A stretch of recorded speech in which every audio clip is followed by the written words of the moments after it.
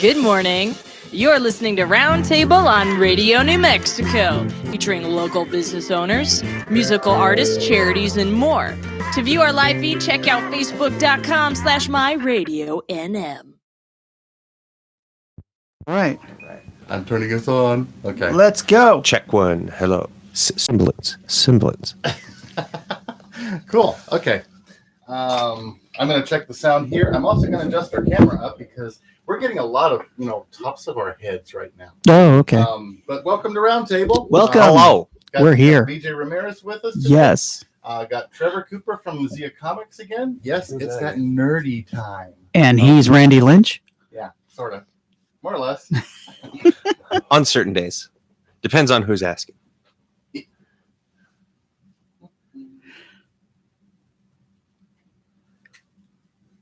There we go. Yeah.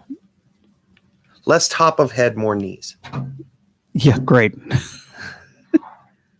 Yes. Okay. With special guest drum. Special guest drum. Okay. Cool. Well, good morning, everyone. Good morning. Let me make sure that we are actually on the air. You're on the hair. Yeah. And we are. A little bit of a delay, but Yeah, we only got a couple seconds delay with YouTube. I'm loving That's this. cool. I'm also loving that. God, the sound is already better. Yeah. Yeah. I can go ahead and adjust down as well. Yeah.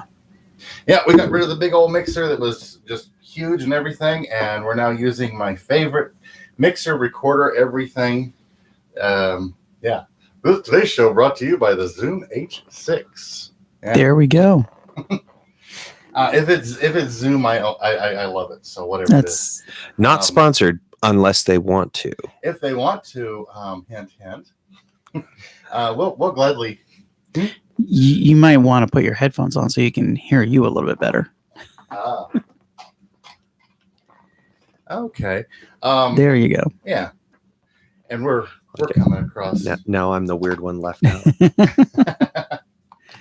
Yeah. I started rehearsing with headphones in so that I don't bother my wife in her office next door, and I realized, oh wow, this is a little better because you don't realize how much louder you try to sing to over the guitar, especially when I'm playing my acoustic. When I'm playing my electric, it's like I do that so I can hear how my electric sounds, out of the Right. And then I realize, oh wow, you really focus more on how you sound, and I realize I need to get closer or farther away. Yeah. Yes. So Absolutely. that's why we wear headphones. It's not because we want to look cool. We want to make sure that we're coming across correct. Yeah, because headphones are the cool look. Yeah. It's the Princess Leia bun look. By the way, I could have found headphones like Wow. Spaceballs. Yes, I just thought of that too. Yeah. Believe me, that would be happening. Well, it's the evolution of the old boombox, right? Oh, There yeah. you go. Now much Yeah. more compact. You just have your Bluetooth headphones in. Yeah. Off of your watch. You don't need 21 D-cell batteries anymore. Yeah. Oh. I used to have one of those old boom boxes. Oh God. Now, I didn't have the big one, but my buddy did, and we used to go to the plaza and go in the dumpster, grab a big sheet of cardboard, and sit that down, and we'd be dancing.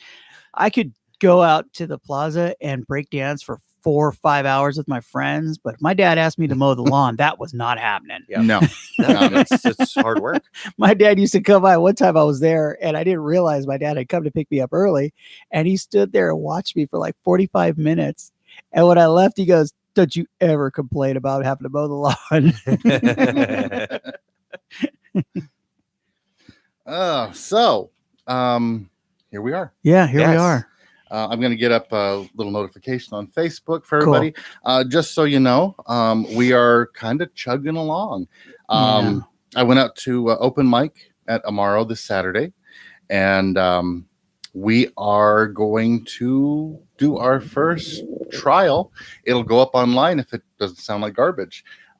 We will be putting up the open mic on video after the fact on YouTube on this channel. Very cool. Awesome. It'll That have is its own going to be, you playlist. got to watch that. That is some great stuff. It is, and you It never is know who's some- going to show up. Yeah, you never know who's going to show up, who's going to join them, what they're going to do. It's not even open mic, it's open jam. It really is. We got to change the name to open jam. It's fantastic. And I know that NM Vintage Wines has also started their open mic on Mondays. I have not had a chance to go out there yet, Yeah. but it And sounds like it's doing great. We talked to Katie that she said it was for a limited time, so Yeah. she doesn't know if it's going on any further. I haven't heard anything. It did go this last Monday, Did and they it? had a great Okay. time. So, Well, that's Awesome. a good thing. well, I got a chance to play at that. There's just a beautiful atmosphere at that venue, and the Mines and in Market. Great places to play and go hang out at. It was just a great atmosphere. Very cool. Yeah. Okay. Giving him a chance to finish whatever he's doing over there. Yes. Well, Social media. I'm doing my best to Have get to. everything the way it needs to be. That's Yeah. cool. It's going to take a little while to get the bugs worked out. We're still kind of playing with stuff as we go along. Yeah. If you notice anything, go ahead and message him so that he can, because that would actually help. Yeah. It's the only thing that I don't like about the YouTube live is we have nothing on the screen Oh, that shows us sound levels, and Yeah. that's been our biggest thing. Hopefully, we'll be taking care of a lot of that with the new mixer. mhm. Yeah. But we're just gonna have to play it for you. You'll probably see me picking up my phone and listening every once in a while, Okay. just to check sounds. If you want to. I've got everybody pretty well at the same levels, and it was sounding good. The little bit that we heard when we first started off. Cool. So yeah. Excellent. We now have, and I got to get some for you. We have business cards Oh, that's for great. Enchantment Broadcasting. We are moving up. Oh yeah, phone number and actually, you know what? Why don't we be fancy and I'll just announce it all? There we go. Yeah, it's also new. I don't have anything memorized. I was here. I got I was new here business for the cards too. My wife had a great idea, so we put my business cards. I have them from BJ's Nail Designs, but on the back we put it for Stringfellow Music. Nice. So- So you have the double-sided. Yeah, I have the double-sided now. So there's what we've got. So yeah, our email address is enchantmentbroadcasting@gmail.com. Phone number 575-488-1498. That is specifically for the station. Yay. And our webpage, not a whole bunch up there yet. Give me some time. I'm working on it. Enchantmentbroadcasting.com. And we will have Fantastic. more on there as we go. But Excellent. we're actually like a real thing. That's great. Heard from some people. I did get some messages, and I will be checking Radio New Mexico Facebook for messages as well. So yeah, you can send a message to either that or the Enchantment Broadcasting, and we've got some people interested in getting their music played. We are not an actual on-air streaming radio station anymore. We shut that side down. We're focusing on the YouTube stuff, the multimedia stuff. Yeah. So the nice thing is, while we're not playing music constantly throughout the day, our shows are up there to watch anytime you want. Yep. That's great. The video on demand, Oh yeah. which honestly I think a lot more people like these days. It's media at your fingertips. Yes. We were talking a little bit earlier before we went live about like HBO Go and Disney Plus and all these. Oh yeah. Society has kind of moved to this point of I don't Yeah. have to find the TV guide and be Yeah. at home when I want to watch this thing, or I don't have to set a DVR. Now I can just like open a menu, select the thing I want to watch, and watch it. Yes. There was that time where if you wanted to see the show coming up and you missed it, you missed it. Yep. Yeah, Tough there well luck. was- done. Wait There for was a reruns. chance you could see it in the hiatus when they reran Yep. the season, but yeah, you missed it, dude. That's it. Kids these days, they got it so easy. I thought it was interesting. We went back and watched during the shutdown when they first shut down in March last year. Yeah. My wife and I said, "Oh, NCIS, let's try that." We started at season 1, episode 1, and that's what we just watched. Because we had nothing else, and we went through 17 seasons. Yeah. It was like insane, Yeah. but it was Oh, cool. yeah. We were able to do that. No, I remember God, this was what, like 1990, 91, 92. My mom used to wake up early before my siblings and I, and would put a VHS tape in the VCR and record the Saturday morning cartoons. Yeah. Yes. Oh yeah. And then we would wake up a few hours later, watch whatever was on at that moment, and then watch what she had taped that That's morning. cool. Well, I still have a box full of VHS tapes, where I was copying every episode of Babylon 5 every time it would come on. So that's not a good show to try and tape. There's just way too many, and yeah. Somewhere, I think I still have like 10 VHS tapes of the original Batman 66 series. Oh my God. So I started re-showing it on, I want to say it was like FX. Yes. And it was around my birthday almost every year. They would run the entire series, and then they would run Green Hornet. Oh God, yes. And so somewhere in my parents' home is a box of VHS tapes for the entire Adam West, Burt Ward Batman series and Green Hornet. With Bruce Lee. Yeah. Man, that show was great. Yeah. And good luck finding. For the longest time, you're starting to see some stuff come out from Green Hornet. It went away because of copyright problems. There were several people who claimed that they had the rights, and so everything got tied up. And of course, who lost? The fans lost. Yeah. Yeah. That's how it goes with lawyers. They see money in it and they go after it. And we've got a bunch of stuff to talk about today. I want to start off with something a little bit down because the fans did lose this past week. Broke my heart to hear this story. Jessica Walters has died at 80 years old. Anybody who doesn't, people who know Jessica Walters from older stuff, she was in Play Misty for Me, The Flamingo Kid, Streets of San Francisco, Trapper John M.D. She was also known in later life. She played the mom in Arrested Development. And then basically the same sort of nasty character, funny but nasty. She played the mom in Archer, the animated series. She played Mallory Archer. Wonderful woman. She heck of a career.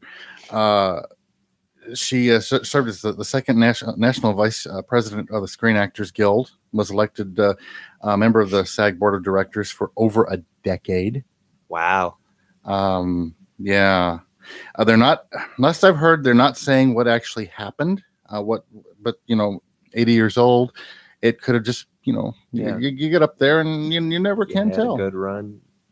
She had a hell of a good run. Yeah. Everybody's talking about what they're going to do with Archer with her. Well, they lost a major character already. A few seasons in, they lost the actor playing the butler, Woodhouse, and they handled it, for a show that's such bad taste humor, they handled it so beautifully. So I think we're going to see them handle that with a lot of class. Yeah.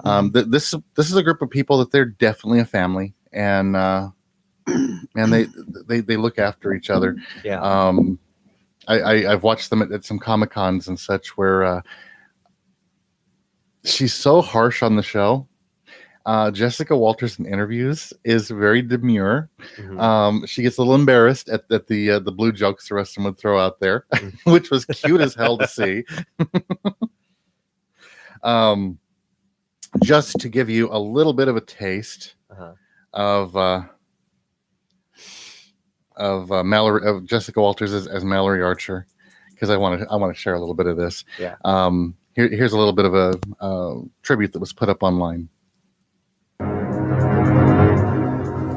What is the point of these simulations? Crenshaws arousal. If you don't take them seriously. How can I? Between his lame accent and the go-kart battery. Golf cart. Shut up. And speaking of lame, my code name Was chosen at random by the ISIS computer. Random? It was your dog's name. Oh, Duchess.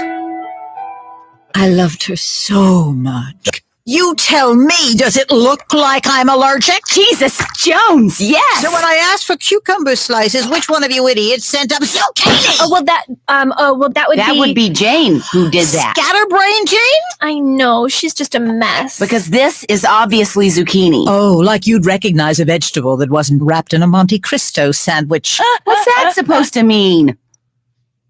That is Pam, isn't it? Last one to log in. Yeah. Constant, just Wow. nastiness and funny. Yeah. So sharp on that show. Mhm. So yeah, we're not getting a whole lot through the headphones, so I'm taking mine off. Okay. I just wanted us to leave them on for that bit, just so you guys could hear a little bit of Jessica. Wonderful lady, and she will be missed. Yeah. On some other news, Mhm. as you see, I have my stuff. Yeah. Yeah, he doesn't. He's kind of nicer. He's smiling. Yeah. Godzilla. Don't want to go into too much about the movie because spoilers, and it just came out, and I know Trevor's seen a few minutes of it. I've seen about 10. It was at the point of like a big action scene. Spoiler alert: King Kong appears in the film. Yeah, Godzilla versus Kong. Yeah. That's the only problem that I have with the movie. If they could get rid of Kong He's quite a bit larger than he was in Skull Island. Because I mean, I think they said he was like 50 feet, 80 feet, something like that in Skull Island. Oh yeah. And Godzilla is, I believe, canon 400 feet tall, and so they had to make King Kong a bit taller, apparently. Oh yeah. Because and basically, otherwise, it's just like, here comes Godzilla, here comes King Kong.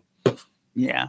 and I will also say that as you watch the movie, please watch it with the attitude that Godzilla fans especially have. Yeah. It's because a movie. The size ratio does change.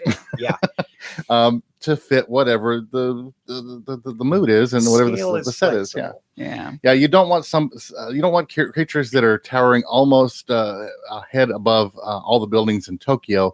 To be the ones that are fighting on the bridge on the deck of an aircraft carrier. Right. Physics wouldn't work. Right. But my God, it's gorgeous. Oh, It it's is. great. It is gorgeous. They do all the monsters so well, and they do all the monsters, all the major ones. Yeah. Yeah. Don't want to spoil too much, but there's not a whole lot of story to spoil, so don't worry about that. It's definitely worth watching if you like the kaiju stuff. Yeah. Man, and it is on HBO Max. It released the same day as in theaters. I love that Warner Brothers is doing that. Bless you. Thank you. And I loved it. Mothra was in it. Mothra is always cool. Awesome. And of course, King Ghidorah was in it. Yeah. And they did such a good job on him. I mean, just nasty looking. Yeah. This is, I think, the most like hype I've seen for Godzilla since like last year. Godzilla actually had a cross promotion deal with Magic the Gathering. Oh, the card game. There was special versions of a bunch of their cards that were the Godzilla monsters, of which I have a few. Awesome. But yeah, so having the new movie come out, because I mean, I grew up watching a lot of the kaiju films. I think it's funny that he's had a little bit of a storied past. Oh yeah, I remember the Matthew Broderick Godzilla movie. Oh my God! By the way, great monster movie, not Godzilla. No, that wasn't. And by the way, everything I told you is just wrong. I actually watched all of the monster movies one after the other, and I'm actually describing Godzilla King of Monsters with the other monsters in it. That's what I thought. There's only 3 that show up in this one, and yes, they throw in Mechagodzilla, but it is all the same universe. All the same universe. It's the Toho Monsterverse. Yeah. So yeah, they've tied this all together very well. Yeah. Same characters going from movie to movie as they aren't crushed to death. Right. So, Samuel L. Jackson doesn't stand much of a chance. I was just going to say, at what point does Samuel L. Jackson appear and tell everyone to hold on to their butts? You know what? When I watched Kong Skull Island when I was rewatching it all because I rewatched it all before I watched the new one. Yeah. And yeah, he's sitting there. They're firing up the rotors on those helicopters and says, "Hold on to your butts." And I was like, really? That's very Jurassic Park of you. You want to hear? We watched The Expendables 3. Mm-hmm. And you're talking about Sylvester Stallone, Arnold Schwarzenegger, Bruce Willis. They're all throwing out their old lines. Oh, yes. One guy, one time Sylvester Stallone goes, "I'll be back." And Schwarzenegger goes, "Corny." Or says they have smart ass lines back and forth. Yeah, and it is just hilarious. So to see some of those show up, it's like there are some times where you'll laugh. And then younger people have no idea what you're talking about. What's so funny. So and this has become the norm, and this is because of the nerdy genre stuff, sci-fi and superhero movies that have been throwing in what's called Easter eggs, for the longest time, and shout outs to the audience. Yeah. And now you've got it's just since movies and TV are so much a part of our pop culture. Why wouldn't you reference your own stuff with a little bit of a sardonic, wink to the audience? Absolutely. There's one of my favorite of those was the movie years ago, the movie Maverick with it had Mel Gibson in the movie, and his partner in the Lethal Weapon movies. There was one scene where Maverick's in a bank and these two bandits come in and they rob the bank, and he's got his mask on, a bandana over his face, and he's a black guy, and you can see Mel Gibson's character looking at him, and he reaches over and pulls his mask down, and it's his partner. I can't remember the guy's name right now. Oh, Danny Glover. Mm-hmm. And they look at it, and he looks at him like, "Hey," and they kind of have this moment where they look at each other like, "Do I do it?" And as he's running, and as he runs out, and of course, Danny Glover goes, "Man, I'm getting too old for this," Oh yeah. So when I saw the first time I saw something like that I was able to reference. Right. Mm-hmm. Oh yeah. It was like, wow, does that mean I'm getting old? Well, and my family watched Maverick back when it was on TV back in the day. So when James Garner did a cameo in the movie, I was just over the moon. Yeah. But that's what I've loved about all the remake stuff is when they get the little cameo stuff. And the MonsterVerse movies are really good about getting cameos and sometimes killing them pretty fast. Yeah. Mm-hmm. That first Godzilla movie for the MonsterVerse with Bryan Cranston, the big name, and this is not a spoiler if you haven't seen it yet. It's been out way too many years. 20 minutes in the movie they kill him, and he was the big name. Yeah, but they've done better with the storytelling and with the characters and letting them live a little bit longer at this point. If you get a chance to watch these though, they are so good. Well, the first remake or the first for Hulk that came out, there was a scene where Banner was walking into an office, and two security guards were walking out. Yes. One of the security guards was Lou Ferrigno. Yep. Who was the other security guard? I don't remember. I didn't see. I saw Lou Ferrigno, and I didn't see. It's a Marvel movie. Who was the other security Not a guard? clue. Excelsior. Oh my gosh. Okay. I didn't even. Yeah. I didn't watch another. Oh, that's right. Okay, Yeah. because they had a little. I didn't realize who Stanley, because Stanley showed up in every single movie in a small cameo. But when I saw Lou Ferrigno, I was a kid in the 70s. That was my show. Right. Oh yeah. So when I saw Lou Ferrigno and I saw that he was still huge, Oh yeah. I was like, dang. He was at one of the Comic-Cons here a couple of years Oh, back. wow. Right. And so I met him briefly, and he's still he's getting on, Mhm. but he's still just Oh yeah. jacked. And the nicest guy in the world. Yeah. Absolutely. Yeah. Just. He actually Who went would back think to for a guy that- competing in his 50s. Oh yeah. And it wasn't so much that he thought he was going to win, but he just wanted to get back to it because he missed it. And I was like, he was putting guys to shame. Yeah. Well, who would think that a guy that big and kind of with that image of the Hulk, the word lovely actually fits him very well. Yeah. Incredibly nice guy. He's with his hearing deficit that he's had, he was, bullied and picked on when he was a kid, and that's what got him into bodybuilding. Yeah. Right. And he was basically bullied a bit by Arnold Schwarzenegger when he was competing. Watch the show, watch the movie Pumping Iron. Yes. And in the beginning, there was a whole lot of, but then after you see at the end, they kind of games with him at first. But then afterwards, you can see that they actually formed a good friendship after that. Yeah. But it was I mean, anything competition, you're gonna have that back and forth playing, mind games and head game. It's and he's like, bodybuilding. Really? They're playing head games about I guess so. Man. So man, we got some great movies coming out. We just went to talking about the Incredible Hulk. I know. And look who was. And I'm the one that started that. Oh my gosh. That. Yeah, we're ruining you. And here I was saying, okay, Trevor's gonna sit over there, and he's gonna be. I'm gonna be out over here. And and we may have to borrow. I might have to lend you one of my comics. Okay. I finally sat and read Berserker #1. Yes. It's the book co-written by Keanu Reeves. Yep. With a character and that's Matt basically Kint. Yeah. Okay. I was ready to be like, this is stupid. It's actually really well written.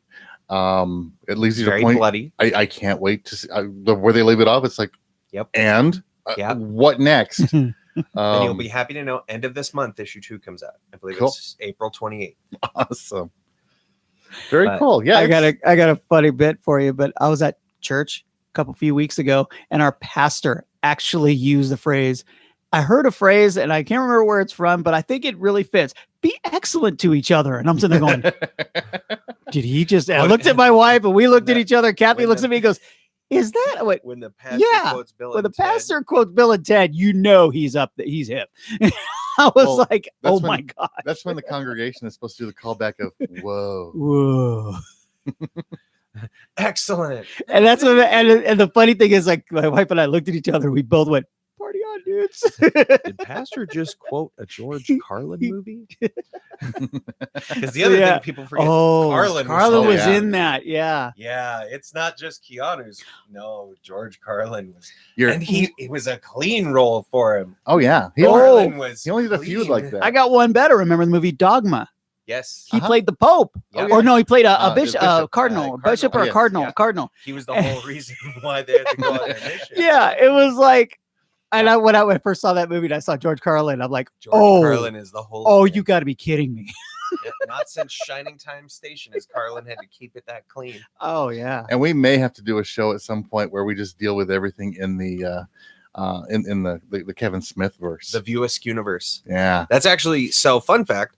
I went to film school many years ago.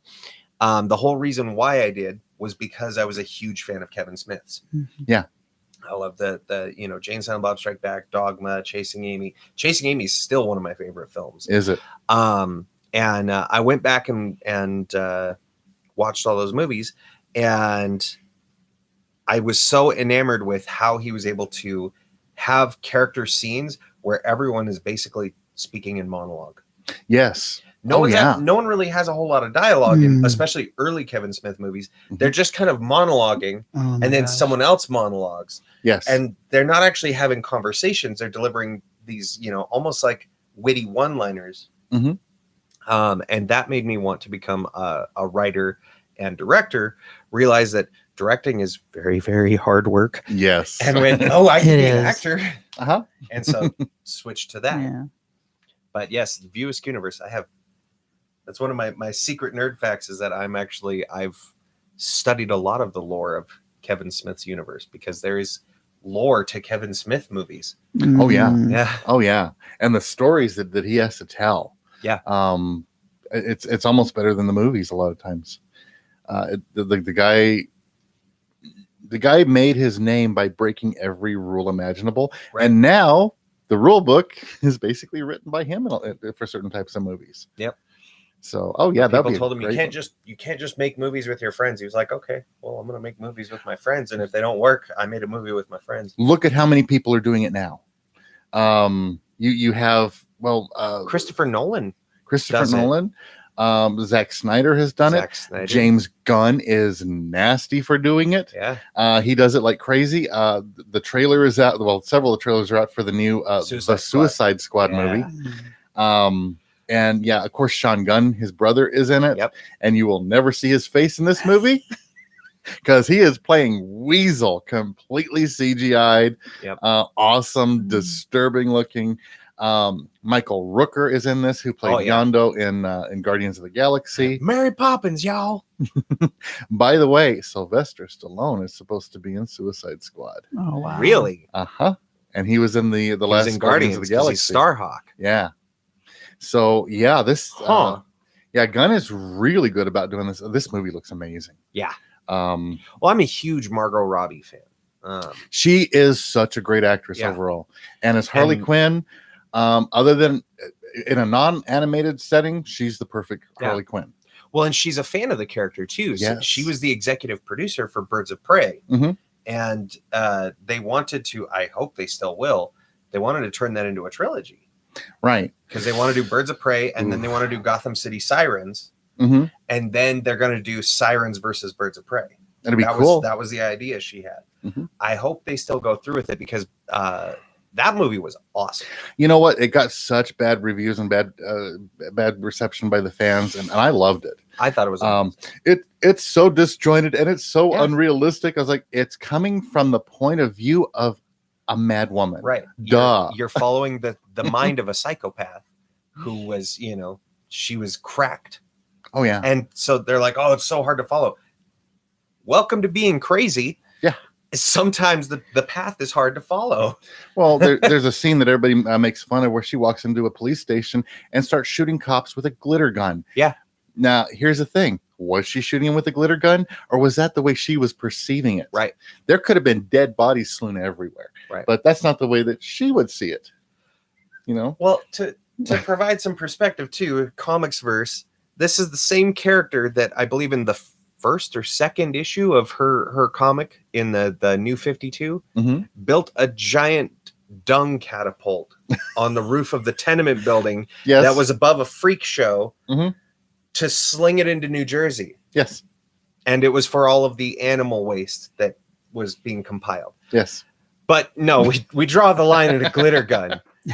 She had a poop catapult. Yes, but to be fair, she was shooting it into New Jersey, so nobody was going to notice. No one noticed because it's Jersey. And hey, by the way, that was one of the jokes in the comics. So yeah. Okay. Yeah. Oh, you've got to see some of these movies. I think you'd get a kick out of some of them. I know that you have watched some nerdy stuff. Yeah, I have done. Because you admitted to me last week, even though your wife told you not to say anything, but I'm outing you anyway. Yep. That y'all watched some Nolan. We watched the Batman Returns, and then there was the other one after that. Dark Knight. Dark Knight Rises. Yes, that's it. Yeah. Dark Knight Rises. Because she said, "What's That's Dark what it Knight?" I was. said, "That's that other Batman movie." And she goes, "Why not?" Yeah. And then she goes, "Okay." And I said, and all of a sudden, after Netflix, they show that. She goes, "There's another one." I said, "Yeah, Dark Knight Rises." Why not? And we actually enjoyed them. We actually had fun with it. Well, and it's a trilogy. So Dark Knight is the sequel to Batman Begins. Batman Begins. That's probably which has Liam Neeson. Yes, we did see that one first. That is the one we saw first because she goes, okay. "Is that Liam Neeson?" I went, "Yeah, it is." Yeah. So we did see, and Michael Caine as Alfred, which Michael Caine is just great. I had such a dirty taste in my mouth watching it. I hated it for the first 15 minutes that Michael Caine was on the screen, and then all of a sudden my brain went, "Okay, this is all right." Yeah, I had to get over the fact that I miss the forget his name, the guy that was playing Alfred in the original movies. I can't remember now. And he was amazing as Alfred, but Michael Caine was great. Yeah. Well, see, and I throw back even further to Ephraim Zimbalist Jr. as Alfred. Yes. The 1966. Yeah. No. Animated series. Animated series. That's right. And he was just snarky and mean to Batman, where he's just like, "Yes, let's treat him like put a it kid on the stove." Oh, it was so passive aggressive. Yeah. That's right. He's the most passive aggressive Alfred, and I loved it. And I think they brought him back for the Batman Lego movie. I think it's the same voice. It might be, yeah. Or someone who did a very good job at sounding like him. But hearing the it's not just your plane, it's your father's plane. It's the only thing that's left of him. Was a little bit jarring. The first it was, but thank God for Michael Caine because there is a show on the streaming service Epix and season 2 is coming, called Pennyworth. Oh, ho ho ho! I watched season 1. It is following Alfred Pennyworth in London right after the end of the war. okay. And him basically trying to find his way. And I think he wants to start a nightclub. No, he wants to start a security company. And basically his first major client who gets him into a whole bunch of massive bad stuff is Thomas Wayne, Bruce Wayne's father. Yeah. It's a really, really good series. And the guy playing Alfred in that one, he's doing that Michael Caine Cockney, yeah, and it's great. You're only supposed to blow the bloody doors off. And absolutely no superhero stuff in this. Okay, so going like Gotham kind of like Gotham, early Gotham, yeah. It's right after the war, and it's harsh. Nice. They're dealing with a bunch of terrorists that are trying to overthrow the monarchy, and it's incredibly good. Epix has done several good shows. We live in the world of streaming video. Yeah. I know we don't even have live service at my house. We watch YouTube. We have Paramount Plus and Disney Plus, and Netflix. I mean, yes, all the shows we really like are on CBS, so we just pay for the CBS service, and it's like $10 a month, and watch all the shows that we want. And so cheaper if you don't mind having a few commercials. It's like $5 or $6 a month with commercials. We're so bad that at the end of the episode where it says next episode in 15 seconds. Oh God, we can't even wait 15 seconds. My wife is like, will you hit the button already? I've had people say, well, after 4 hours, it tells you, are you still watching? I'm like, yeah, no, every episode is like, will you hit the button? Okay. Yeah. Oh yeah. So segue. Streaming services, of course, Godzilla mentioned that they made magic cards for them.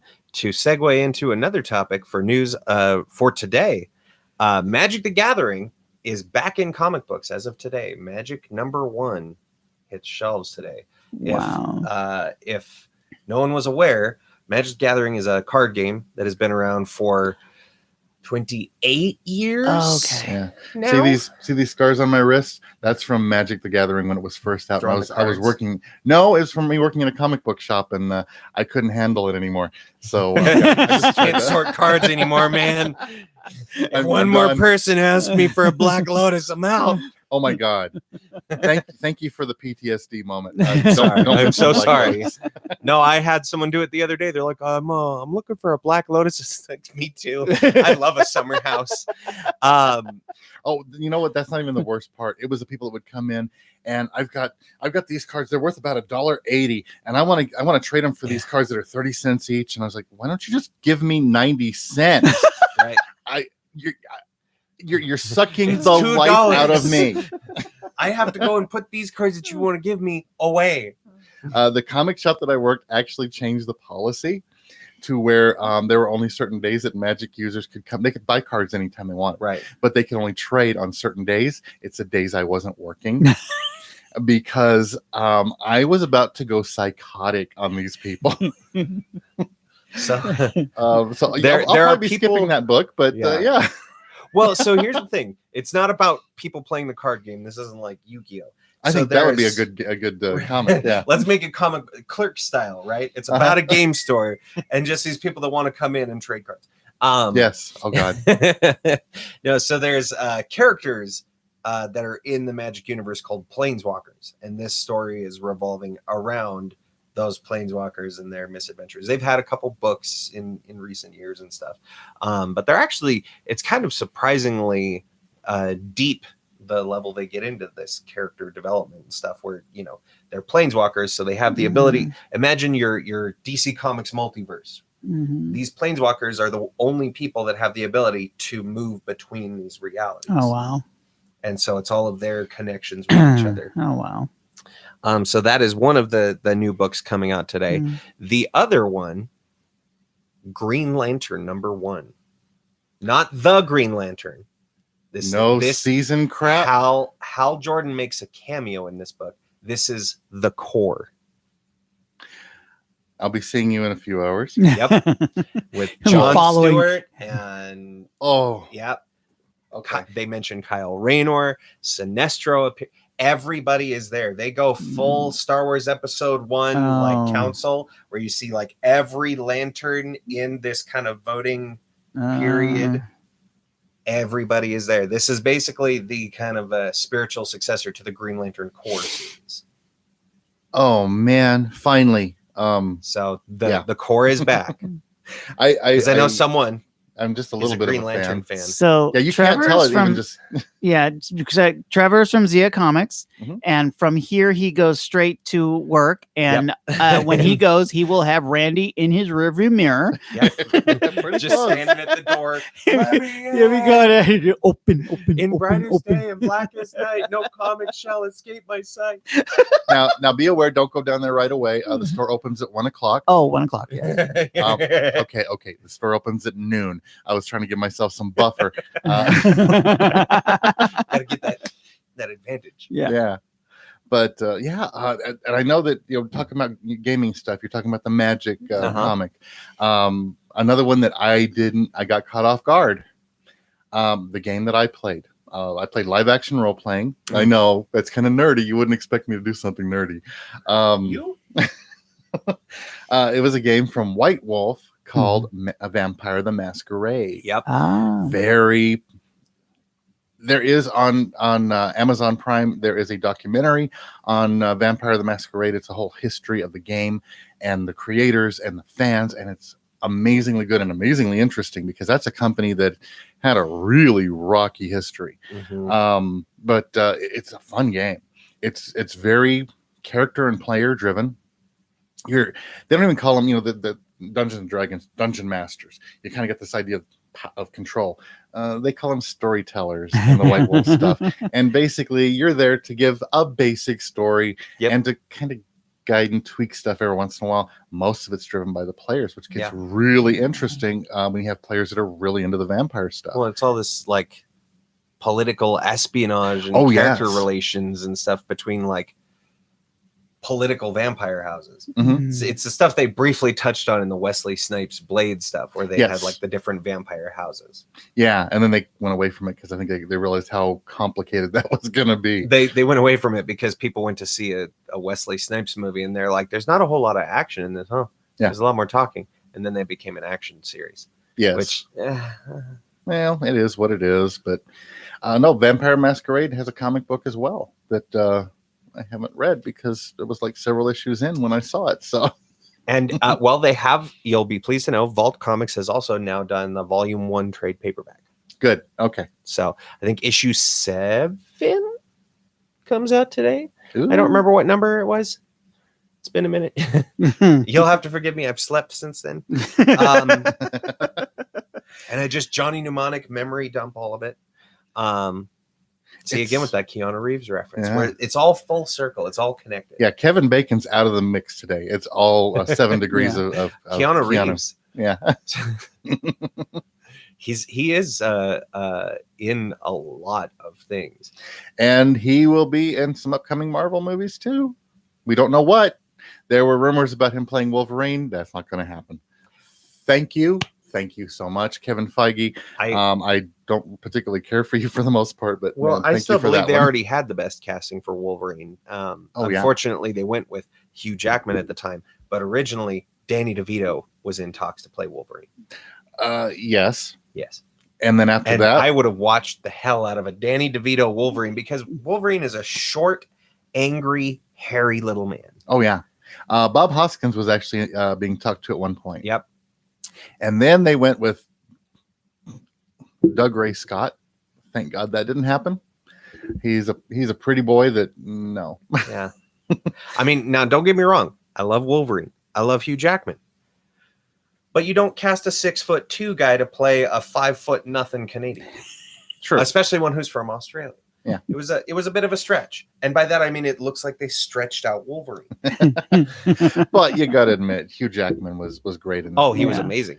And especially like now that the X-Men are back home with Marvel. Yes. Hearing him say like, I'll come back and play Wolverine if he can be an Avenger. Please. Yeah. If there's a just and loving nerd God.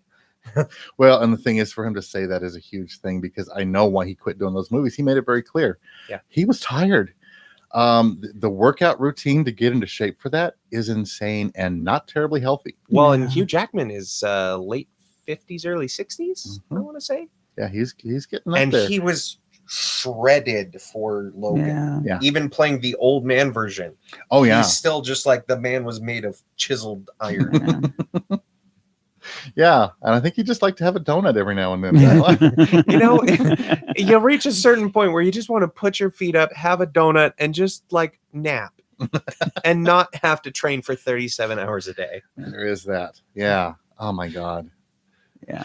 Well, we But do Vampire, have. yes. Yeah, I'm really excited. I'll pick up the trade and So watch supposedly it's dealing with a lot of the lore of the world as well. I have not personally read it. I've seen the covers to it, and the artwork is amazing on it. Oh yeah. Well, they've always been over the top with their artwork. One of the things that they mentioned in the documentary is, okay, this won't mean anything to anybody who's not hardcore into genre comic art. They got Tim Bradstreet to do all the painted work for that, and it changed everything because he set the tone that everybody else bought into. Gorgeous artist. I hate a good artist because I'm just jealous as hell, but man, he's good. I'm kind of excited about that. And the fact is, when you're thinking about comics, first of all, don't call them funny books. You'll have somebody in a comic book shop have an aneurysm. Yeah. I don't need another aneurysm. I have one this week. The doctor says anymore. And you're going to find something if you look that you're probably going to like because, you've got superhero comics. You've got horror comics are back. And I said horror, although the other type are there too. But enough about Xenoscope. Hey! Oh gosh! Don't make fun of. And if you go into Zia Comics, you can talk to Trevor and let him know what you're interested in. He probably can find a comic that will fit your interests. I like to put it this way: Susie knows a lot more about comics than I do, but I know enough about comics that if you're like, well, I don't really like superhero stuff, well, let me show you anything with Image as the company you'll probably like. Chances are you've probably seen a movie that was based on an Image comic and didn't realize it was a comic book based thing. There was one in the 90s that had John Leguizamo in it as this short, squat clown. I think Spawin. I could totally see that too because he has that Spawn. Image comic. Yeah, a little indie title. Not a lot of people have heard of it. Well, how about the fact that people loved the movies Red and Red 2? Oh yeah, those were comic book based. I did not know that. The Losers, the one with Captain America, Chris Evans. Yeah, one of the Chris's. Yeah, not Hemsworth. The other one. Yeah. They just did a movie that was based on a DC. I think it was a Vertigo title, but it was a DC title with Melissa McCarthy. Bunch of women that I forget the name of the thing. A bunch of women that their husbands had been in organized crime and they died, and they decided they weren't going to let the male mob take over. They decided they were going to take over the crime in the area. Nobody knows that's a comic book thing. From Hell with Johnny Depp. From Hell, based on Strain. The Strain. The Walking Dead, one of the most popular things around. Yeah. And by the way, you can get the collected versions of the Walking Dead comics, and the story is very different. So if you're wanting to have more Walking Dead in your life, that's the way to do it. Don't get attached to Daryl like you did in the TV show. No, don't get attached to much of anybody. No. Don't get attached to it's Rick, right? The main character. I'll be honest. Yes. I've never read or seen The Walking Dead, but I know enough about it ish. I know that Carl needs to stay in the van. Who? Oh, you mean Coral? Oh yeah. Coral. That was because that's what happens when you get an English actor to play a like Southern country sheriff. Yes. Stay in the van, Carl. Yeah, he goes way overboard with the accent, but amazing show. If you like zombies, I don't even like zombies, and I like the show. Oh, so and it's got to keep my attention because there's other stuff I couldn't watch, like Game of Thrones, couldn't get into. Yeah. Again, one of those properties I've never seen. Yeah. I have nothing against it. Hey, how about this? Nerds that don't know everything, don't watch everything. There is stuff that I that know we don't surface like. level of everything. Yeah. You can mention something and be like, I heard of that. Well, you kind of have to when you work in the shop because everyone it's wants to kind of your know. job. But see, here's the beautiful thing about nerds is I don't have to know anything about it because all I have to tell you is that I've heard about it and you will tell me everything. Oh, yeah. Because you're the fan of it. Yeah. Oh, yeah. And that's for sure. great. Like, let people like what they like. Yeah. It's all too often people are like, oh, this thing is bad. This thing was bad. Like we were talking earlier, how apparently there's people already review bombing Godzilla versus Kong. Yes. It's a kaiju movie. Mm-hmm. In which back in the day, a man in a rubber monkey costume and a man in a rubber lizard costume slapped each other around for a little bit. Yes. And there were Don't get miniature so deep on the houses, story. and you can tell. Cardboard The buildings. movie was done in I looked it up. The movie was done in 1963. Yes. There weren't a lot of. These special effects for 1963 are pretty cool, Yeah. especially when I was like, what? This is 6 years old when I This is saw the it. same era, Doctor Who, where they're building like cardboard box robots. Yeah. Yes. Like Yeah. they had dryer hoses and plungers Yeah. for arms on their robots. Like, Yeah.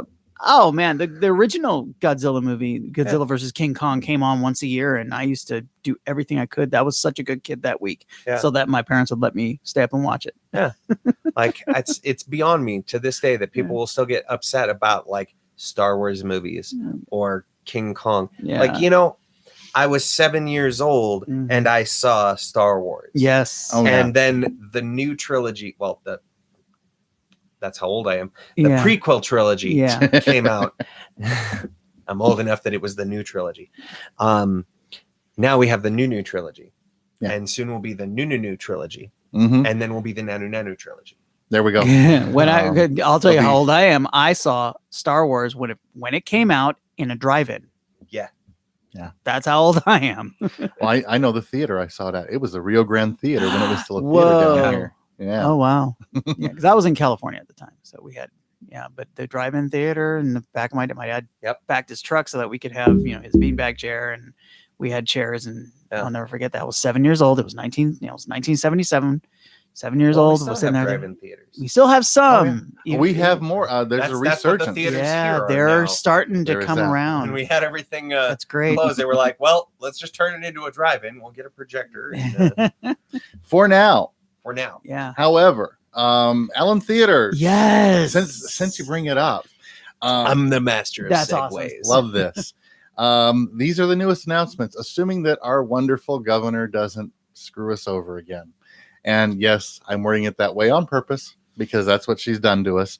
April 16th, the Allen 8, Red Rock 10, Stargazer 5, and Galaxy 8 will be opening up. This is throughout the state.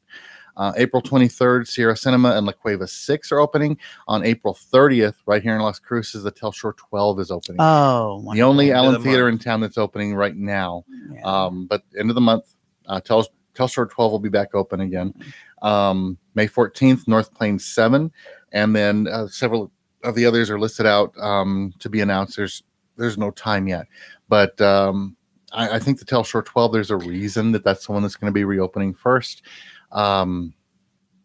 They've already switched it out so there are much fewer seats in every Telshore 12 theater, whatever you call There was those. much fewer because they put the larger seats in. Yeah. Which, by the way, oh my God, Yeah, they're Food very tray, good. Yeah. reclining seats. Yeah, it's a great Automatic experience. Yeah. Yeah. Or what was the other big change? No, I don't. Oh, they started putting the surround sound Yeah. in every theater. Yes, Yeah. Which even the small was- ones. Yes, I remember when there was. I think it was like screen 8 was the only one that had Yeah. surround sound, Right. and you could actually choose regular movie or the Dolby surround. Yeah. movie. Mhm. And I was just like, you know what? I'll wait the extra 15 minutes. I want to hear the thing go Yeah. Oh, around yeah. behind my head. Yeah. Well, that's part of the experience. Yeah. And I don't know what's going to happen when theaters open and people are going to be Yeah. that interested in the experience again. I think there's going to be a lot of people that are going to shy away for a while. I think there's going to be some people that are going to be You ready. know what? From what I can see in this town, it's going to be enough mobbed. people to where it is going to be very busy. Because like personally, will I go? Probably not, but I don't like being cramped in with a bunch of people anyway. I was the guy that I didn't like going during the premiere. Yeah. I'd wait a couple days, go on like a Tuesday matinee. Right. But that's because I want to watch the movie. Mm-hmm. I don't want to watch the movie and your kid and your grandma at the same time. Right. Although be careful what movie you go to, because you will look kind of bad depending on how you react. I remember going with a friend of mine to a matinee because we were college students at the time. Mm-hmm. And we went to see a little movie that came out called Teenage Mutant Ninja Turtles. Mm-hmm. And Indie all film. these little kids. Mm-hmm. And there's this little kid that was just on his mom the whole time. What's going on? Who is that? Is that Shredder? And my friend that was with me there finally just had enough. And he turns around and just yells at this kid, "Shut the F up." And of course, kid shut up. And mom was just like, but it didn't say anything, just not happy. And I was like, wow. Suddenly we became, well, if we weren't already the creepy adults in the place, we're definitely that now. Okay, but here's the thing, though. Parent your kid. There is that. Just be like, if you... I'm also from an era that I remember there being a nursing room in the theater. Yeah. Oh, God, I'm from a small town in Montana. Yeah. Mm-hmm. And it was the one screen that we had, the one theater. Mm-hmm. And if you had a baby, you went into the nursing room. You took the baby out. If you had a kid, you took the kid out of the room. And if the kid was acting up, you actually disciplined them. If your kid started acting badly enough, you got taken out to the car and missed the rest of the movie. Oh, I remember being in the theater one time, and don't want there was a kid in front of me that was doing that. He was getting upset, and I'm like freaking out. Just the way this kid was acting, I could feel the beating that I would have gotten if I had done this. And finally, the dad said, "Grab the kid by the shirt," and dragged him out of the theater, and that was it. And we're gonna go wait in the car. And now Dad's gonna be extra mad because Dad doesn't get to finish the movie either. And he paid to see the movie. I mean, you don't Dad see paid that for anymore both of because you to see the movie. now that's not right. Yeah. Well, Timmy, be quiet. Yeah. There's people trying to watch. No, Timmy, leave. My daughter's 20. My daughter just turned 25. My wife can still give her a look, and that'll tell her, "Go, sorry, Mom." Yeah. My mom will still sometimes catch that little bit of skin on the back of her arm and just be like, "Hey, you listen here." "Yes, ma'am." Uh-huh. Oh, yeah. Well, you can't really get away with spanking your kids in public anymore because all sorts of hell will break loose. When I was a kid, you go to give a kid a beating, another parent would help you and hold him. I'll hold him for you. Hold on. He's too squirmy. Let me hold him for you. And it wasn't about misbehave, because you could be at your friend's house. If you misbehave, your friend's going to call your mom. Yeah. Oh, yeah. And that'll probably be your second whipping because, your friend's mom's probably going to whip you first. Yeah. You hear your mom on the other line. Well, go ahead and whoop him. And when he gets home, I'll whoop him. Yep. Well, since you really can't get away with that anymore, Yeah. from my extensive time with children, let me give you my advice. Don't carry a water bottle. Yeah. And really, if you carry a water bottle with a little bit of lemon juice in it, spray the kid with it, just like you would a cat. They'll get the point. They may cry from the lemon in their eyes, but little adversity makes you stronger. And if all else fails, a nice Vulcan neck pinch will put them out just long enough that you can have 5 minutes apiece. Yes, absolutely. Or you just take away their phone. That's probably the worst punishment you can give. That's like the equivalent of capital punishment these days. Deactivate their TikTok. Yeah, there you go. Change the Wi-Fi password. There you go. That'll do it. Turn off their data. Yeah, I know. Yeah. Now we're going way beyond. That's capital punishment. I lived in a house with 4 teenagers at one point. Not highly recommended. Well, we're about an hour into the show, and I know that you pulled out and were messing with my guitar a little bit. Oh yeah.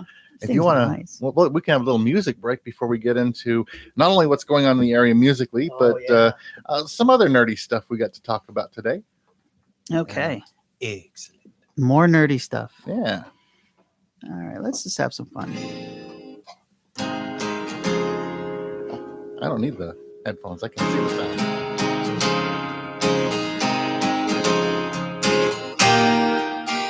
She said it's cold outside and your hands made my rain cold. She's always worried about things like that.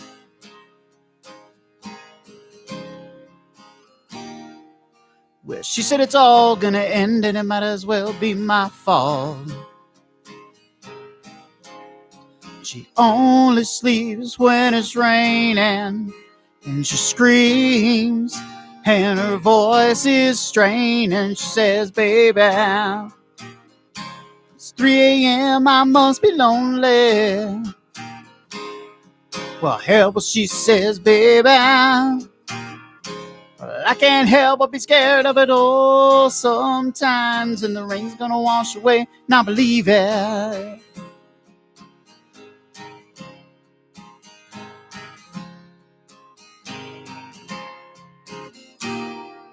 Well, she's got a little bit of something, God, it's better than nothing. And in a color portrait world, she believes that she's got it all. She swears the moon don't hang quite as high as it used to. And she only sleeps when it's raining. And she screams, and her voice is straining. She says, baby, it's 3 a.m., I must be lonely. Well, hell, she says, baby, well, I can't help but be scared of it all sometimes, and the rain's gonna wash away, I believe it.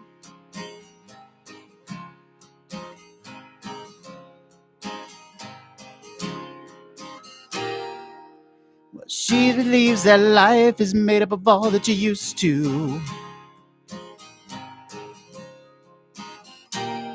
And the clock on the wall has been stuck at 3 for days and days. Oh, she thinks that happiness is a map that sits on a doorway. But outside, it stopped raining. Well, hell, she says, baby, it's 3 a.m., I must be lonely. Well, hell, but she says, baby, well, I can't help but be scared of it all sometimes, and the rain's gonna wash away, I believe. Yes, it's 3 a.m., I must be lonely. Well, hell, she says, baby, I can't help but be scared of it all sometimes.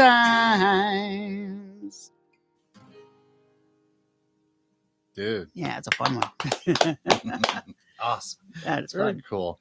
And if you want to hear more of BJ, Yes. he's going to be playing this Friday at Les Combs Winery. Looking forward to that one. Yeah. Been really looking forward to that one. And then later this month, the 23rd and 24th, stepping out of my comfort zone and playing 2 nights in a row. It'll be 23rd at Amaro Winery and 24th at Don Felix.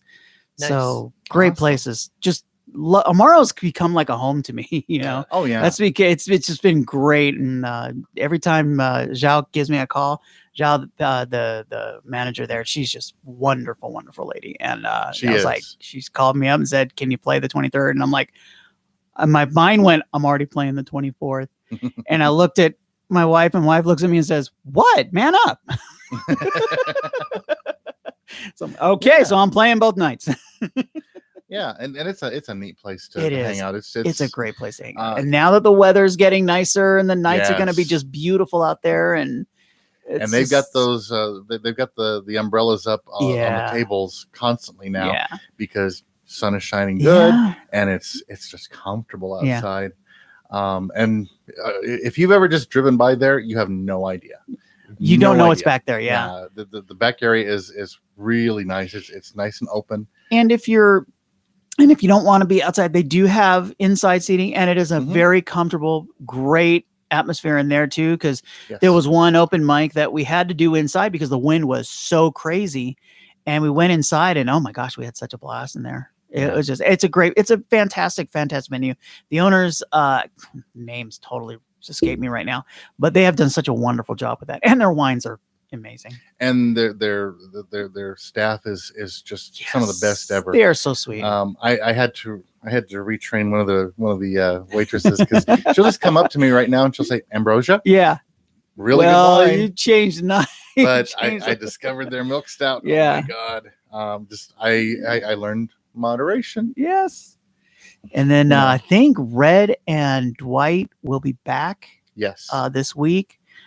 Daisy did a wonderful job of hosting open mic for a couple weeks. Mm-hmm. So it was fun to have her out there. But so it's just great. And also, New Mexico Vintage Market, I played there for the Music Fest. Yes. That was another great, I had so much fun. Mm-hmm. And New Mexico Vintage on this Friday at 7:30, Acoustic Algorithm's going to be out there. Yep. I play at 5. I start at 5:30, so you can catch me for a little while and then head over and see Acoustic Algorithm. Yeah. And also, Acoustic Algorithm is also playing Saturday at 6 at Icebox. That's the one on Picacho, the original one. That's where we met. Yes. Love that place. They had a great open mic that Adrian Batista ran for a while. He was running it, and I'd never really done an open mic until I went there, and that was fun. That was a lot of fun. We had such a great time. I'd never been to an open mic, and I'd spent about a year not being around anybody. Yeah. And it took me about 5 weeks of saying, I need to go out. Yeah, I need to go out. And then I wouldn't. And I finally went out there, and I was addicted. It's such an any of these places where you have the local musicians, it's a great experience, because man, they are so inclusive. Yeah.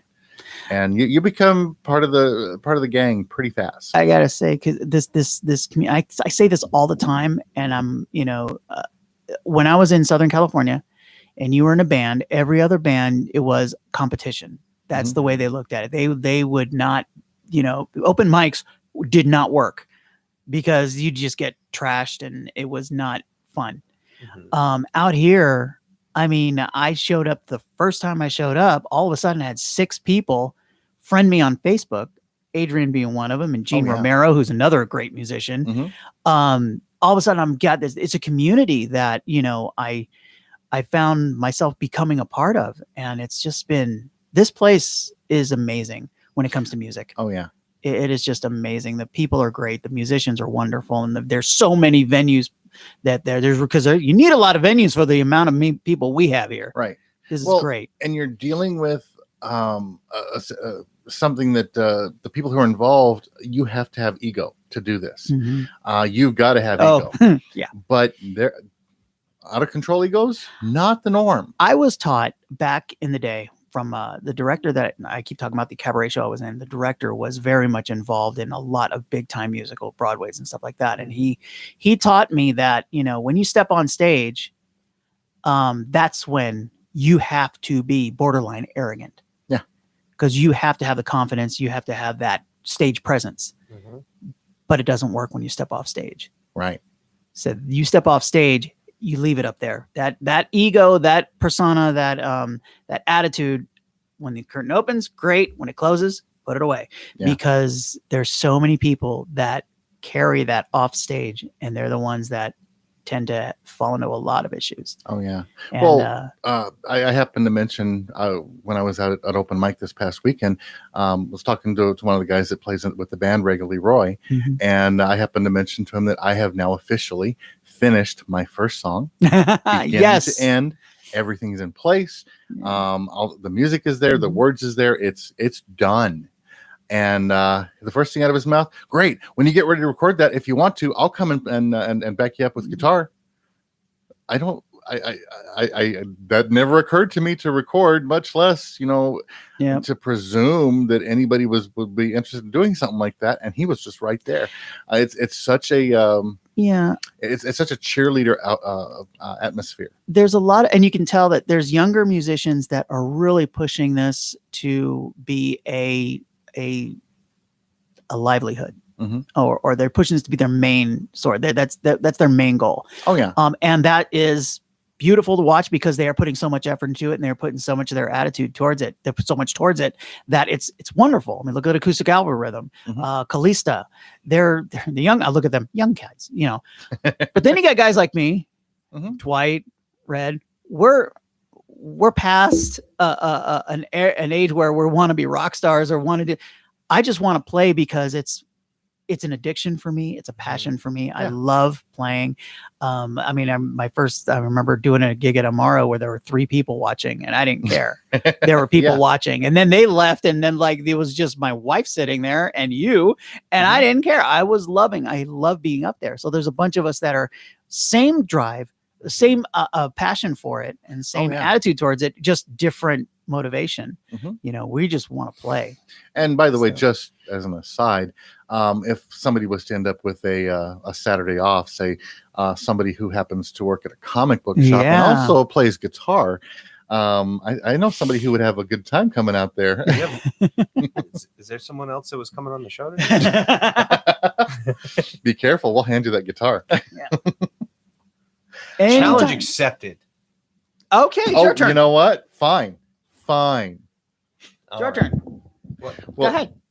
Ooh, right off the bat. Do you need a pick or do you? Please. Yeah.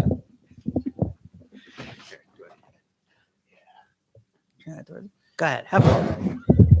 Let me not do that. Let's see here. You know what?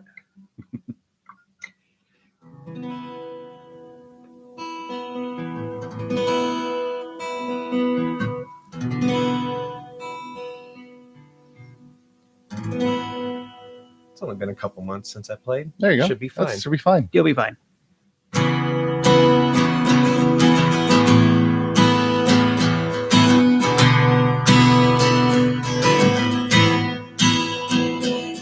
You've got your ball, you got your chain tied to me tight me up again now. Who's got the claws in you, my friend? Deep in your heart beat again. Well, sweet like candy to my soul. Sweet you rockin', sweet you roll. Lost for you, I'm so lost for you. Oh, you come crash into me. I come into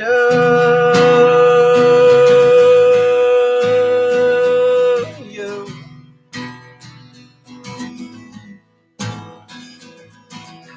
Touch your lips just so I know.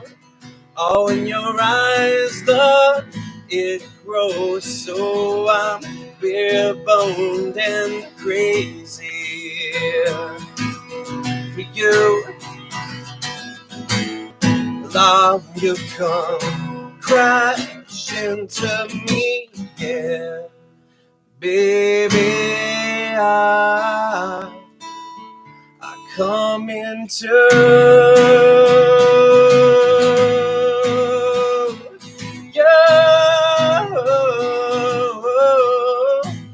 in a boy's dream, in a boy's dream, in this boy's dream. Now, only if I've gone overboard, and I'm begging you to forgive me, Lord, in my haste. When I'm holding you so, girl, close to me, you come crash into me, yeah. Baby, I come into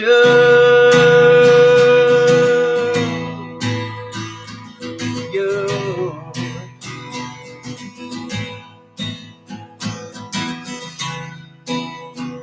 Dun dun dun dun dun, yeah. Dun dun dun dum, dum, dum, yeah. Dum, dum, dum, dum, dum, dum, yeah, yeah, yeah, yeah, yeah. The wave surrounds us, it comes crashing to me. Yeah. Dude. Nice. Thank you. Yeah. It's nice to know I haven't forgotten how. Oh yeah. Man. I think the last time I played guitar was what? The first time back on this show? Yeah. I think so, yeah. When it was like, hey, you want to do a song? And I believe we pushed you then too. Oh yeah. Well, and the thing is, it's not like you decided, oh, I'll just do something quick and easy. No, Yeah. Dave Matthews. That's oh not. my That was, God. I'm watching it like, dang. Yeah. So I used to do that one live at shows. Dave Matthews is the reason why I started playing guitar. Mm-hmm. So had a crush on a girl, and she was a big Dave Matthews fan. She was like, you should learn to play this song by Dave Matthews. So I locked myself in my room for a month, learned to play guitar so I could play that song, and then was too nervous to ever sing it for her. Oh, great. So flash forward to then I started doing music shows and stuff. And the only way that I could like not be in my head thinking about the reason why I learned this song was I started making it kind of a joke. So I found out that I could do the whole, when Dave Matthews does that, now you got your ball, you got your chain tied to me tight, tie me up again. And I could also do John Mayer and do that, who's got the ball in you, my friend, deep in your heart. You have to like almost suck on the microphone because he does like duck lips when he sings. Oh, yeah. And I love John Mayer, but he does duck lips. He does duck lips, yeah. So I used to do, what if John Mayer and Dave Matthews did a duet and sang Crash Into Me, and I would do that live and do that, only if I've gone overboard and I'm begging you to forgive me, Lord, in my haste when I'm holding your soul, girl. Oh my God. Because it was the only way I could get through it for That's years. great. Jeez. Yeah. Well, hey, the first song that I ever played in front of anybody was actually for this show. I just made a song making fun of Tiger King. Yeah. So sometimes if you can be a little silly, it kind of takes that edge off. Yeah.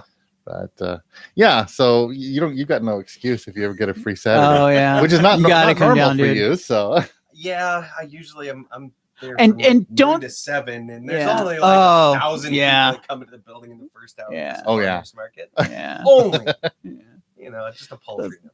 yeah, I try to steer clear on Saturdays for that reason. Yeah, it's a lot of folks. That's why when the theaters do eventually reopen, it's like, I don't know, it might be it's going to be packed. It's going to Yeah. be shoulder to shoulder because everybody is looking for.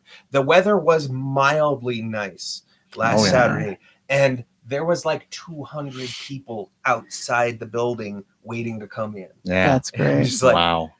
y'all really need stuff to do. Yeah, they do. We Well, do. I forget who was playing, but they were on the news. They were talking last night about baseball game that for the first time back to 100% attendance, and they were sold out. And I was just like, and Texas. that's baseball, which is the second Yeah. most boring sport ever. Fight me if you're gonna. Hey, yeah. you're talking to a career player. Yes, that's my sport. But I mean, I get it. It is boring. But If you're playing it and Yeah. you're into it, that's one thing. If you're watching it, I, I'm sorry, I've tried. yeah, you don't so want to many watch it with times. me then, because I went to a game with a friend to Chihuahua's game with a friend once, and we're sitting there watching. And he goes, and he was a sales guy, so he was constantly he liked the constant talking or movement and action and stuff. So baseball was kind of boring to him. Yeah. And I'm sitting there going, oh my gosh, this is intense. And he goes, it is. I said, well, the count is 3-2. He's already thrown 3 breaking balls. And now he doesn't know whether he's going to try and sneak the fastball by him or if he's going to try and get into the breaking ball. And the pitcher doesn't know if he's going to be watching for the fastball or if he's going to be looking for the break. So, and he looks at me and I went, now you see why my wife doesn't like watching these things with me? Here's I a didn't know we were speaking in other languages on the Exactly. So here's a game with a bat Yeah. and there's no high sticking. exactly. I mean, I just don't get it. Yeah. Baseball is one of the weirdest sports. It's a really strange sport. It's not regimented by time or Yeah. score ball. Yeah. So it's like you're like he's throwing. So he doesn't want him to. Yeah, it's just it's a crazy game. Matter of fact, George Carlin had a big deal about the game. He goes, let's speed it up a little bit. Speed, Let's speed it up a little bit. Yeah. Batter, pitcher hits the batter, batter's out. Let's play some landmines in the field just to kind of randomly place landmines, Why not? Yeah, suddenly we're turning into, a more lethal version of basketball. Yeah. Which, by the way, they ever create that game, I'm there. Forget watching it. I'm signing up to play. I loved what back in the 80s when they had the cocaine scandal where they found out that a lot of players were doing cocaine, and the big joke was, well, do you blame them? Well, it was also the 80s. Everyone was doing cocaine. Got to get through the day somehow. Wow. And with that, I'm sure that Scott Jasmine's going to love that I'm going to mention his name. There we go. Right after a cocaine reference. Speaking of cocaine. This has nothing to do with Scott Jasmine. He is back out and playing at NM Vintage Wines this Sunday at 3:30. Awesome. TJM is playing this Friday at 6 at Amaro. CL Smith, I got to get out there just soon. Yeah. This Saturday at noon, he's going to be playing. Want a good burger? Sparky's Barbecue in Hatch. Oh yeah, nice green chili burger. The green chili fries. They take that cheese sauce and slide it on. It's got the Hatch green chili, and it's such a fun atmosphere there. It is such a fun atmosphere there. It is, and best food. Oh my god! Oh yeah! Oh my god! Great. I could just die happy. And if you're not careful with what you eat, you can die happy right after eating there. It's heavy stuff, but it's good. And they've got a stage set up there for musicians, and they got a bunch of especially blues bands coming through there. That's where I got to see Guitar Slim. Yeah. And he's there a lot. Yeah. Chris is there a lot. Yeah. Man, there's some bands I haven't heard from in a while. Yeah. Muddy Hands Blues Band, wherever they went to, they need to come back. I love those guys. Let's see. Malcolm Tents is going to be playing live rock at the game patio on Friday at 6. Tanner Houston is playing this Saturday at 6 at Salud de Mesilla. CW Aeon. And I can just hear people. He's a favorite out here. This Sunday at 2 p.m. at Amaro. Who else? That's El Paso. Unleashed is playing at the game on Saturday at 6. I don't know who they are. And they're spelling Unleashed. The least part, they're spelling it with a Y. I don't know if that's a good thing or not. It's going to make me itch because misspellings get me a little anal, but yeah. That's misspellings with a Y too. Yes. Scott Jasmine's also playing at Les Combs on Saturday at 5:30. So looks like Aftermath is playing at Amador Patio and Grill. They get some different music out there from anybody else. Yeah. This Sunday at noon, live on the patio at Salud de Mesilla, Daisy Blue. Yes. Yeah. So I haven't heard her in a while. Yeah. And by the way, this has nothing to do with music. There is a talk going to be going on. It's the Hispanic Conservatives Outreach Committee.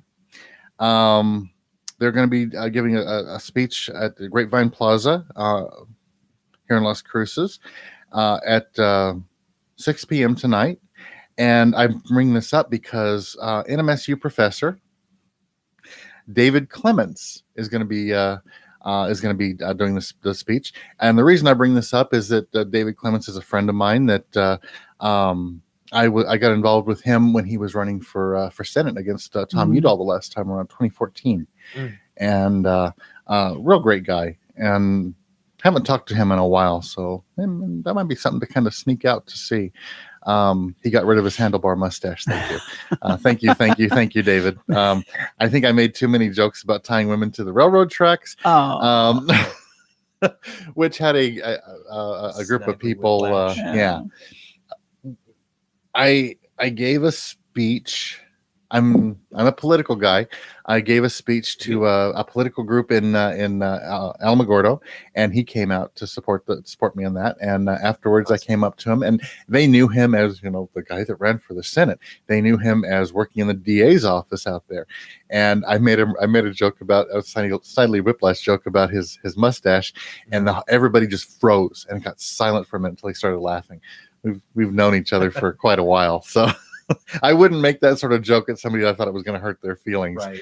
But that's what friends do, is they kind of bust each other's chops a little bit. So that's a little bit of what's going on this week. And we'll get to more as it comes up. And of course, Amara Winery open mic on Saturday, 2 to 5. Although they sometimes go to 7. Yeah. 2 to 5. They'll go kind of late. Yeah. We'll go keep going as long as people want to. Will be. I'll be out there with cameras, and we will be seeing how that works. Hook into their system for sound, and see how the video is. I know the video is a little bit grainy on here. We're working on that.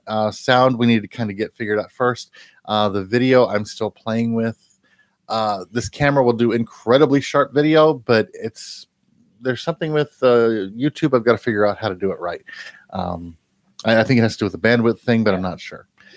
I think they compress a Yeah. little bit. But if I can figure out a way around that, we're good to go. I know that we have no bandwidth problems as far as speed, because we're clocking a little over 11 megabytes per second for this show. Nice. We got a good strong connection. So is YouTube, fix your compression algorithm. Well, I'm not going to say anything, but I'm saying it. That's how you get the algorithm to notice, and then all of a sudden you have no problem. Yeah. I want to talk a little bit about not today in history, but earlier this week in history. I want to talk about a very important date in our history, April 5th, which was Monday, April 5th, 2063, and what happened on that day. Don't worry about the time dilation. Wibbly wobbly. We'd had a very rough time, had a major war, and we were not recovering well. We are talking about 2063. 2063. Right? Okay. Yes. And we basically had one man who was a visionary who decided that he'd wanted to reach for the stars again. And he built a spaceship to launch into orbit, and a brand new drive that nobody had ever used before. Didn't even know it was going to work. And this man, his name was Zephyr Cochrane. There's statues to him all over the place, just not for another almost, few years. Yeah, 30 or so years, but 42. Still, 42. There you go. Be the answer of life. He launched his ship, had the first warp drive voyage, and attracted the attention of a race that came down and made first contact with us, the Vulcans. Yes, I'm talking about Star Trek, and I'm not going to get into a bunch of Star Trek because come September, we're going to do a big show. But exactly. Monday was first contact day. It's kind of a big thing for Trekkies or Trekkers. Not a whole lot that they could do in person, but they did do through CBS All Access is now Paramount Plus, and Paramount Plus, they had a bunch of video panels and stuff. They had people on there like crazy, including they had Patrick Stewart. That was Sir Patrick Stewart. I was talking to Will Wheaton. And Will Wheaton. Is there anything you can tell us about season 2 of Picard? The Paramount Plus has all the new Star Trek stuff, including season 1 of Picard, where he comes back to the show and does his. And it's really good, really dark, but really good. That, finally. Did you? Yeah, because my mother's a huge Trekkie. Well, both of my parents, but happened to be over at their house, and they were watching Picard, and I was like, all right, it's different, isn't it? Yeah. Definitely darker. It's not a continuation of Next Gen. It's an older, retired, and kind of angry Picard at the beginning of the show. They are doing season 2. Nice. Wow. And as they are talking about this, and Will Wheaton is asking Patrick Stewart if there's anything you can tell him, says, well, I really can't. I don't want to be giving stuff away. Right. And Will Wheaton says, well, hold on a second. Says, we have a guest who'd like to come on and talk about the show as well. And they bring up another image, and it is John Delancey, Q, and if you don't know Star Trek, you're not going to get the relevance of this. Q is coming back in season 2 of Picard. This is going to be the most awesome thing ever. He's John Delancey took this character that was basically supposed to be a one-off. Here's our first episode. We're going to have this omnipotent God being, and Mr. Mixius yeah, or Trelane from the original series. Yeah. They said he was a member of the Q Continuum as well. Basically your impish character. And it was a more serious role the first time that he was out, but they brought him back again because fans liked him, and he brought the comedy level way up, and he became this annoying thorn in especially Captain Picard's side. Yeah. And some of the best episodes of Star Trek, period, especially Next Generation, are the ones with Q in them, because they get funny. They're serious stuff, and they're still dealing with humanity on a very different level because it's a god taking a look at humanity from an outside and removed view. But I mean, they did one where he basically transported the crew of the Enterprise to Sherwood Forest, and basically had them in the roles of Robin Hood and his merry men, including Worf playing Little John. Was it Little John? Yeah, it was. Yeah, it was. I think it was. It's been a minute. And the best line, as Worf turns to the captain and says, "I must protest. I am not a merry man." Funny stuff. They actually had an Animal House moment where LeVar Burton playing Geordie LaForge, who was Will Scarlet. Will Scarlet? No. I think it was. He's sitting there. He's got the little mandolin, and he's ching ching because he doesn't know how to play it. Yeah. Ching ching, and he's apparently been doing this for a while. And Worf just walks up and says, "Excuse me," picks the thing up and smashes it against a tree, hands it back to him, and says, "Sorry." Yeah, Worf as Bluto. Oh my gosh. So yeah, it's really exciting. They're bringing him back. Because they are bringing Q back, we do know that they have already signed Whoopi Goldberg for the season. She'll be reprising Guinan. Nobody knows how. They're not talking about that at all. And if you get a chance, watch season 1 of Picard. It is so good. And they have some amazing guest stars. Has Will Wheaton been on it? Will Wheaton has not been on it. That would be awesome. I would love to see that. I think he would love to see that. Jonathan Frakes did come on with Marina Sirtis in season 1. Hush. I'm doing a show. Don't try. I don't even know who you are, so don't call me. Jonathan Frakes. Yes, Jonathan. I heard you talking about me on the show. I'll have to show you a picture, because one of the things that I have been told over the years, since I grew up, my goatee, especially if I'm wearing one of my Starfleet uniforms, is that I bear a resemblance to Jonathan Frakes. Got to meet the guy. Yep. Got a picture taken with him. And by the way, he agreed. Yeah. There's a similarity there.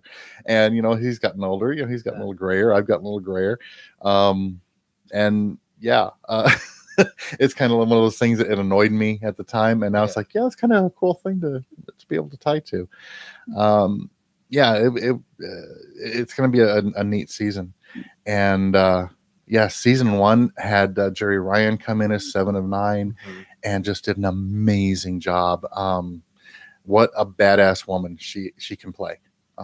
She was always pretty tough when she was on Voyager, but they limited what they did with her. They don't limit her. Yeah. As well, far it was as also the 90s. There was you couldn't do as much on TV. Yeah. This is over the top. This has a production value that looks like a movie. Yeah. Of course, Star Trek Discovery has got their new season coming. There's an animated show called Star Trek Lower Decks. I don't care. I have shown this to people who are not Star Trek fans. Lower Decks, they love. Animated, comedy-based Star Trek series. Wasn't it Justin Roiland? Yes. Yeah. So from The Boys. Right? That did the animated one? Yes, I believe so too. Yeah. Yeah, they've got one of the guys from The Boys is in this. They've got God, they've got a hell of a good cast. Yeah. And they're being very true to Star Trek. They're being very respectful and still just poking fun at it like crazy. Yeah. It's funny. It's following a bunch of lower deckers. There's very little that happens on the bridge. It's the day-to-day grunt workers, and it's funny. It is so funny. And if you don't know Star Trek, you will still love that show. If you know Star Trek, you will fall in love with that show for all the Easter eggs that are in there, including the season finale of season 1 of Lower Decks. John Delancey voices Q. Nice. And they basically pick on him. Yeah. So yeah, Paramount Plus has been doing such a great job, and I'm seeing all this stuff about they basically killed Star Trek, but they're still keeping it going. No, they haven't killed Star Trek. It's found once again a brand new audience, which I think they basically reinvented themselves like 4 or 5 times. I mean, every series almost did.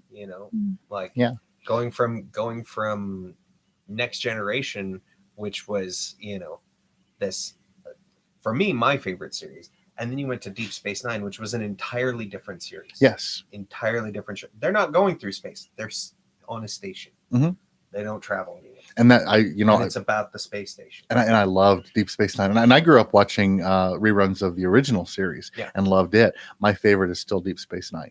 Yeah. And everybody's got their favorite. And sometimes it has to do with, what you came in at, and sometimes it has to do with what appealed to you. Yeah. And, they keep changing. So, you had the original series and people love that. Then you had the movies and people love that. Then you had Next Gen and Deep Space Nine and Voyager and even Enterprise all about the same time. And that was a whole other audience that got brought in. And now you have this new stuff, a whole new audience. And while they're bringing in the new audience, they're also drawing in the old audience that loved the stuff before. Yeah. So you want to talk about inclusion. As a captain. Oh, yes. Well, sort of. Yeah. At least he didn't go with Seth MacFarlane. Okay, technically, I'll give you that one. Yeah, he just made a reference to Andromeda, another damn good sci-fi show. The Orville, which your hardcore Star Trek fans get irritated when you call it a Star Trek show, and yet it kind of is. Yeah. It's such a love story to Star Trek. Yeah. From a guy that's known for roasting stuff mercilessly, but he roasts stuff that he loves with love. And Seth MacFarlane of Family Guy fame. Yes. He plays the captain of a starship. Yeah. They've done 2 seasons. It's called The Orville. It's on Hulu. And they've done 2 seasons. Season 3 is apparently in the works finally. Nice. So it's about time. Fun show. I just want there to be like a Stewie voiced alien or something just come on. Wouldn't it be great?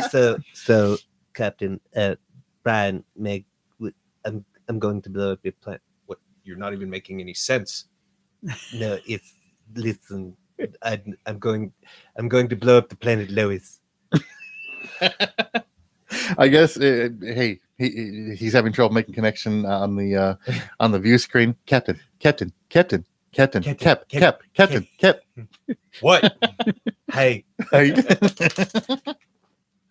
Okay, anybody who doesn't know Family Guy isn't going to get what we're talking about, but oh my God. Family Guy's only 20 years old. Where have you been? Yeah. If you haven't watched it yet, you really need to.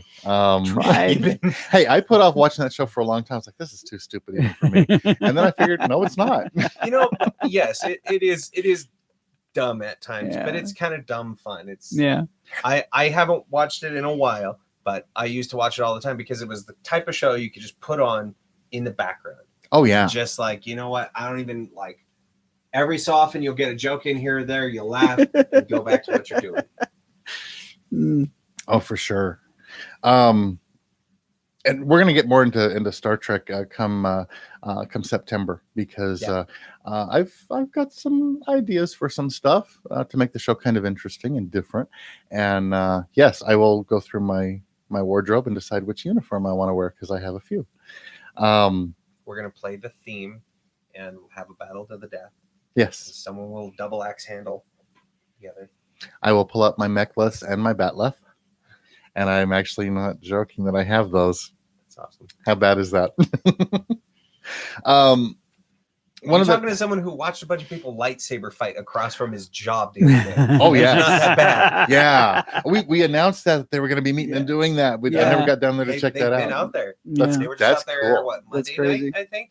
And they have the full on like the foam sabers, and then you see the guys pull out the real lit ones and start doing moves and stuff. And you're just like,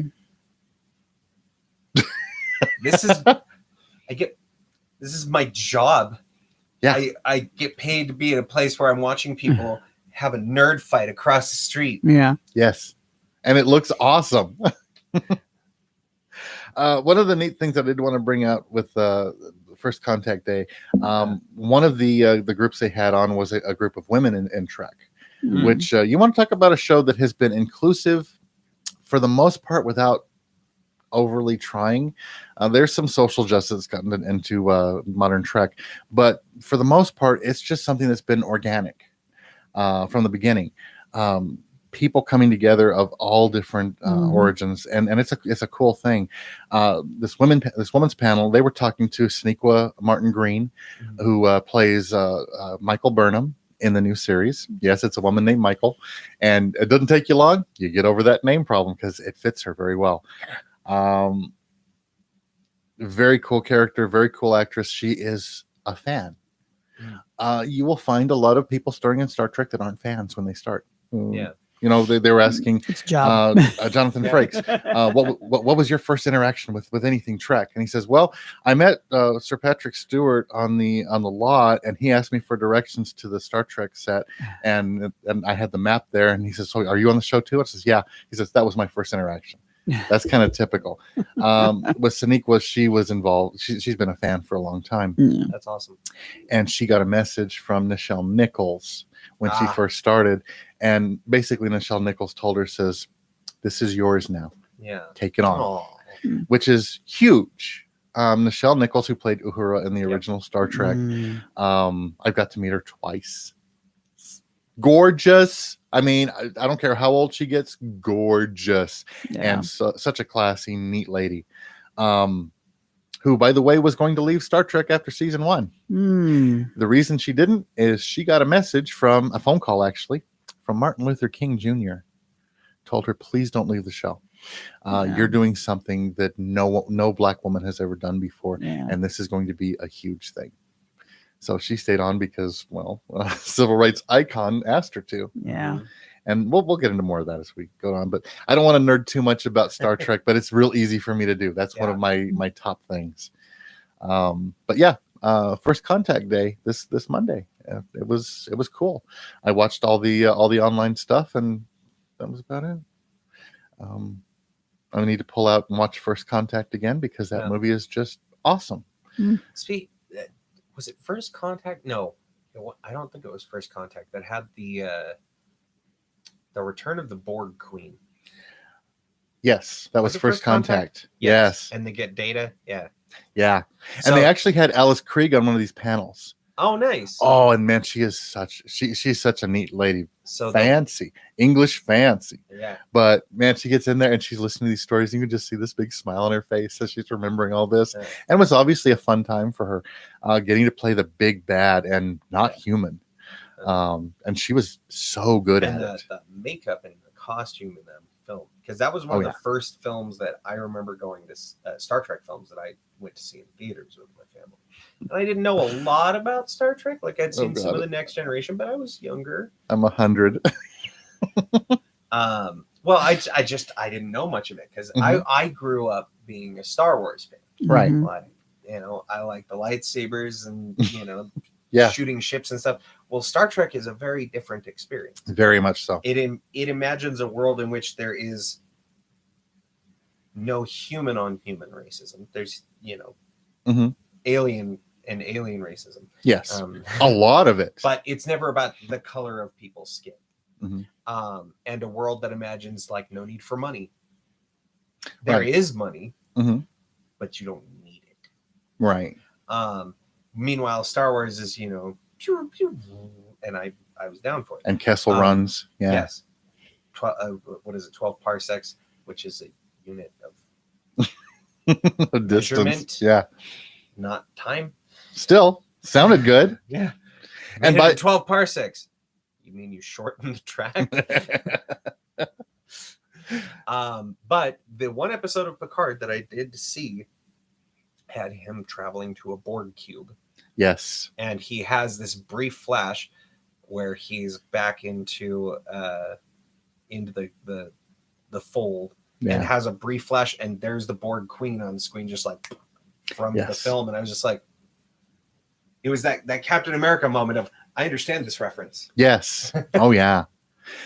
Yeah. Anybody who's lost on this, Captain Picard in the Next Generation series was captured by a race called the Borg, who assimilated him, made them one of him, took his free will, made him their spokesperson, Locutus of Borg, and they were able to rescue him. They were able to pull all that stuff out of him, for the most part. But there's little traces that were left behind, PTSD. and there was a lot of PTSD, a lot of it never completely went out from him. And you want to talk about a character portraying hatred towards a race. Well, when you're violated like that, that's a pretty heavy thing. Yeah. And of course, to have a Royal Shakespearean actor that's doing that, yeah, absolutely. Who's played King Lear, King Richard. Oh yeah. I forget the uncle's name in Hamlet. Yeah. I can't remember. I've seen it too. Yeah, the one with David Tennant. Mm-hmm. Yeah, very good one. And this guy plays like this captain that just has this utter hatred for this cyborg race of aliens. Oh yeah. Basically, they, captured him, took away his free will. So now he just like anything to exterminate. Yeah. And basically has to come to their defense a few times during the one episode I saw was not just that episode, but work with them. Oh yeah. He's like, I don't like you, but I need your help. Mm-hmm.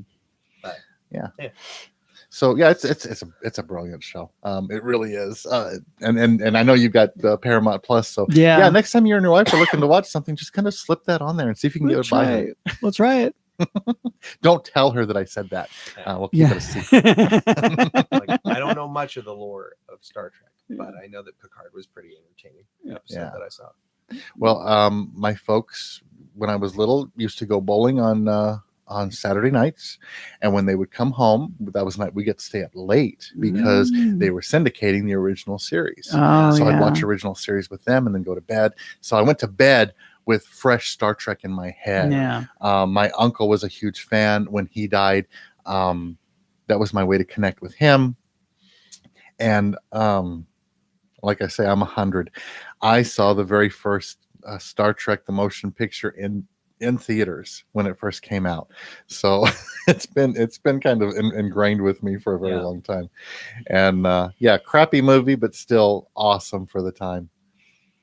Best they could do it at the time for the most part. So and we'll get more into that.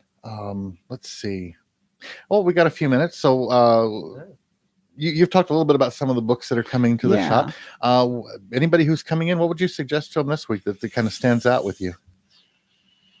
And not necessarily something that's coming out this week, but maybe something that's been new since. Let's see, new issue of Batman is coming out with the return of one of his personas. Matches. Yep. Matches Malone.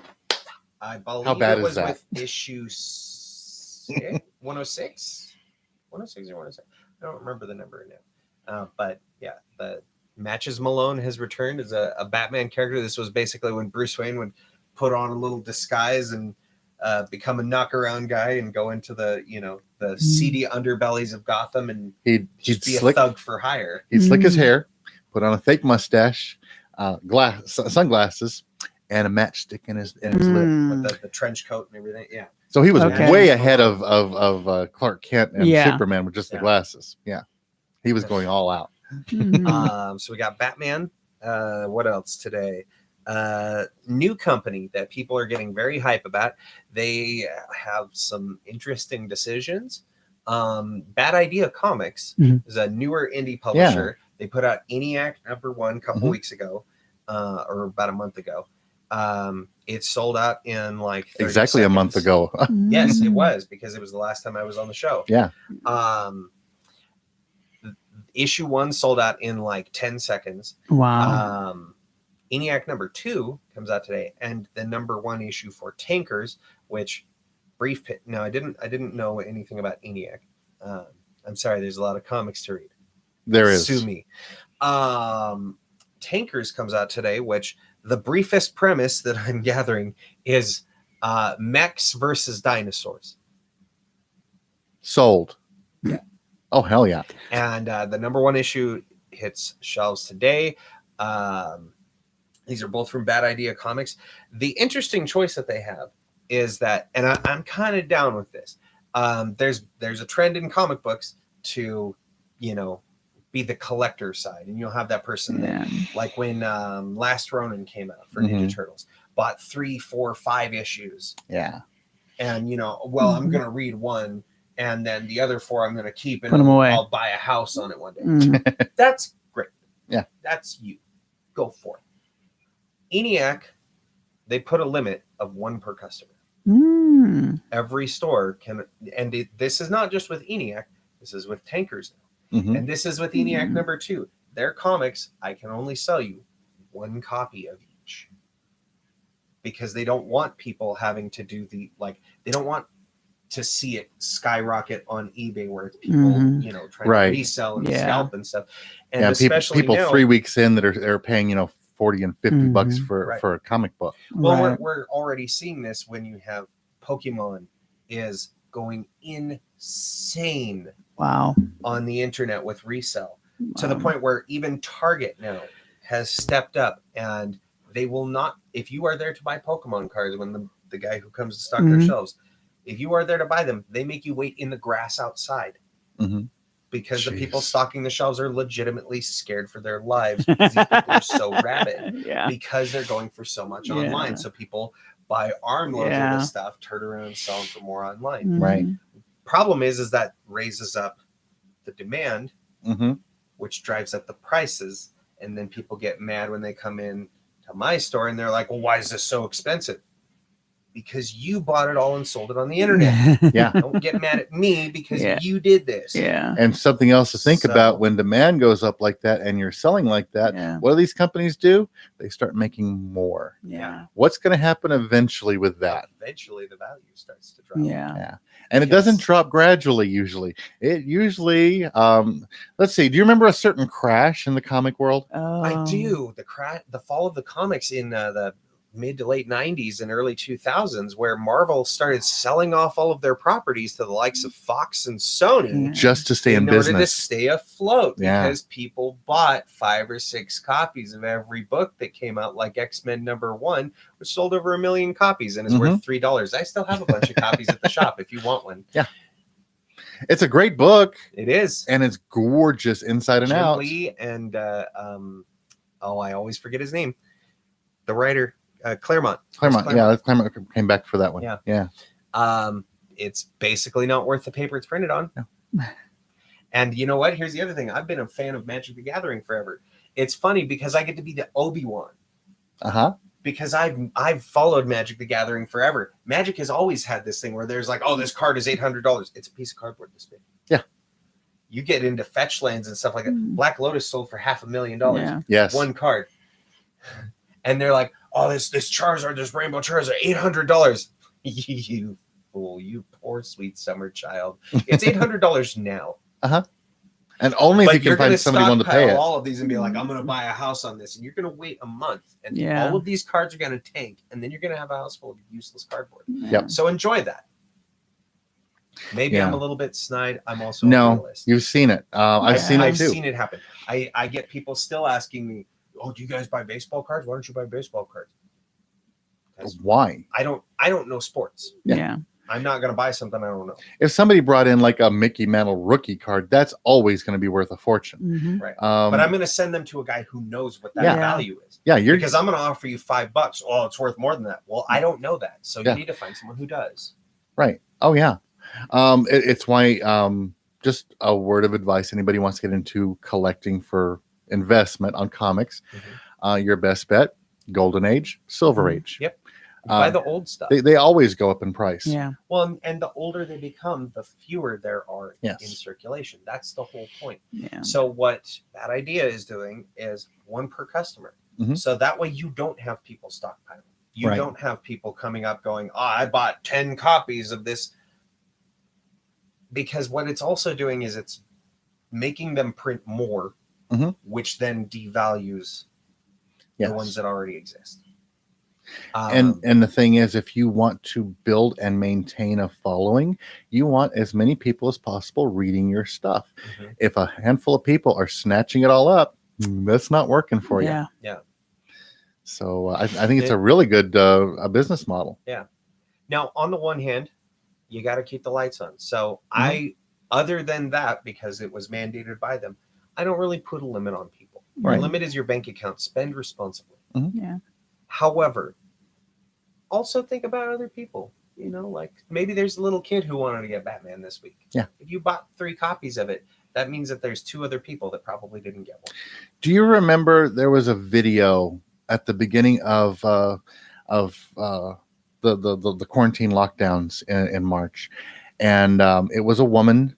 I don't remember what the store was that she was at, but this other woman had gone to the store looking to buy toilet paper, and they were out. Yeah. Comes out, and she captured on her cell phone. This woman had a pickup truck backed up. She had bought cases. She bought every bit of toilet paper in the store. Yeah. Did she need that? No. She's probably still using it. Probably. Hopefully. But the thing is, it's what I call the a-hole effect. Yeah. Don't go to that. Don't be the a-hole. It's the me first. Right? Yeah. It's like the guy that was trying to sell hand sanitizer to like schools and stuff because he went and bought all of it. I think it was in Kentucky or something. Yes, and then the state came down on him and they were like, "Here's what you're gonna do. You can donate this to hospitals." Yeah. Well, he committed a felony. They're like, "This is a felony. You can spend the rest of your natural life in a prison, and we'll just take this stuff and give it away anyway." Yeah. Or you can donate it yourself. These are your options: red pill, blue pill. Which one? Yeah. And not the good fuzzy ones either. No, not the fun kind. Not the hey, it's our anniversary. The Leroy wants to dance with you. Well, let's be honest. I never got the hoarder mentality of collecting. It's actually why any of my books that I have, anybody is interested that I know, I'll offer them to lend them to them for them to read them and see what it's like. Read them, see if you like them. Because I enjoy being able to talk about that stuff. Right. I was in your shop. I think it was last month, and you had a couple of guys in there. One of them was a White Wolf fan. He was actually looking for a Vampire the Masquerade role-playing game that anybody was hosting. Nobody is in this area. Yeah. He was looking for the tabletop, and so we got to talking about White Wolf. And there's something about meeting somebody and being able to talk about something you have an interest in. Be it comic books, be it games, be it music. Yeah. You make these connections that way so quickly. So I see it every single day where there's someone, they'll come and they'll look at pop figures, and someone else comes and they're like, "Oh, did you find this? Oh, you got that one? Yeah, I got this one over here." Like, yes.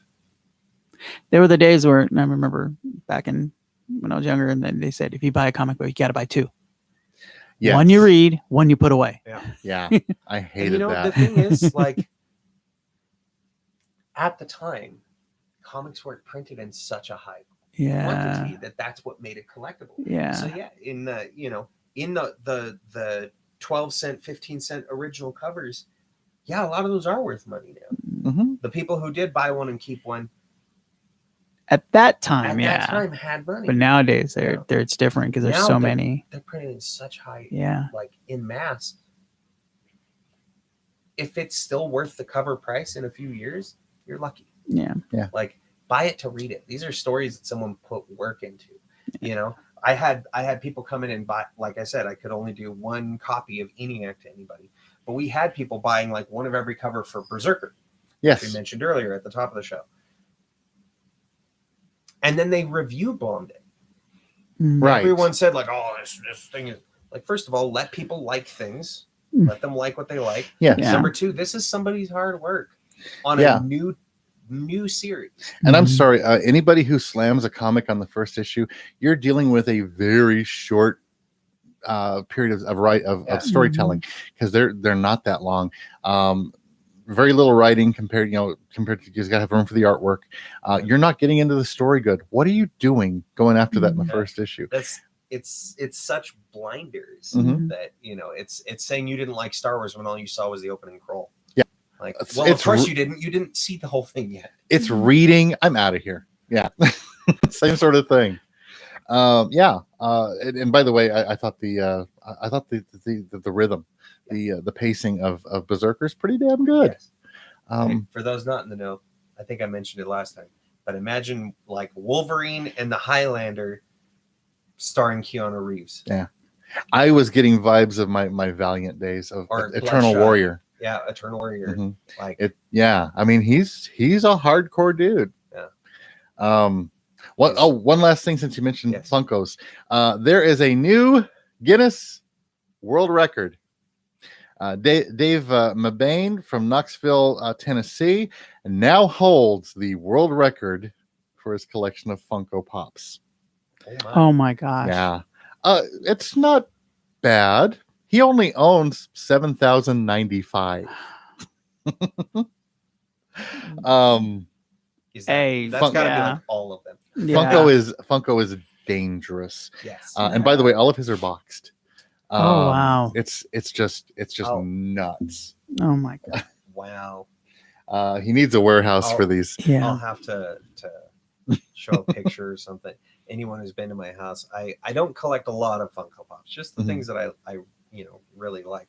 But I have set up a like bookshelf, probably about as tall as the desk over there. Mhm. So that's about yay tall, this shelf for DVDs and things. And on top of that is my Funkos, and it's probably maybe the shelf is this wide, but it goes from here up to the ceiling. Yeah. Oh, in easily. like a brick wall. Mm. Just yeah. and it was just like bought 2 or 3, and then they made 2 or 3 more, and then they made 2, and that's how they get you. Oh yeah. And then pretty soon I've plastered a wall in these Funko boxes. Like, guess I collect Funkos. Yeah, I think the scariest people are the ones that are Funko collectors. If you're collectors of something that Funko happens to do, you get off a little easier. I've got some Green Lantern Funkos over there.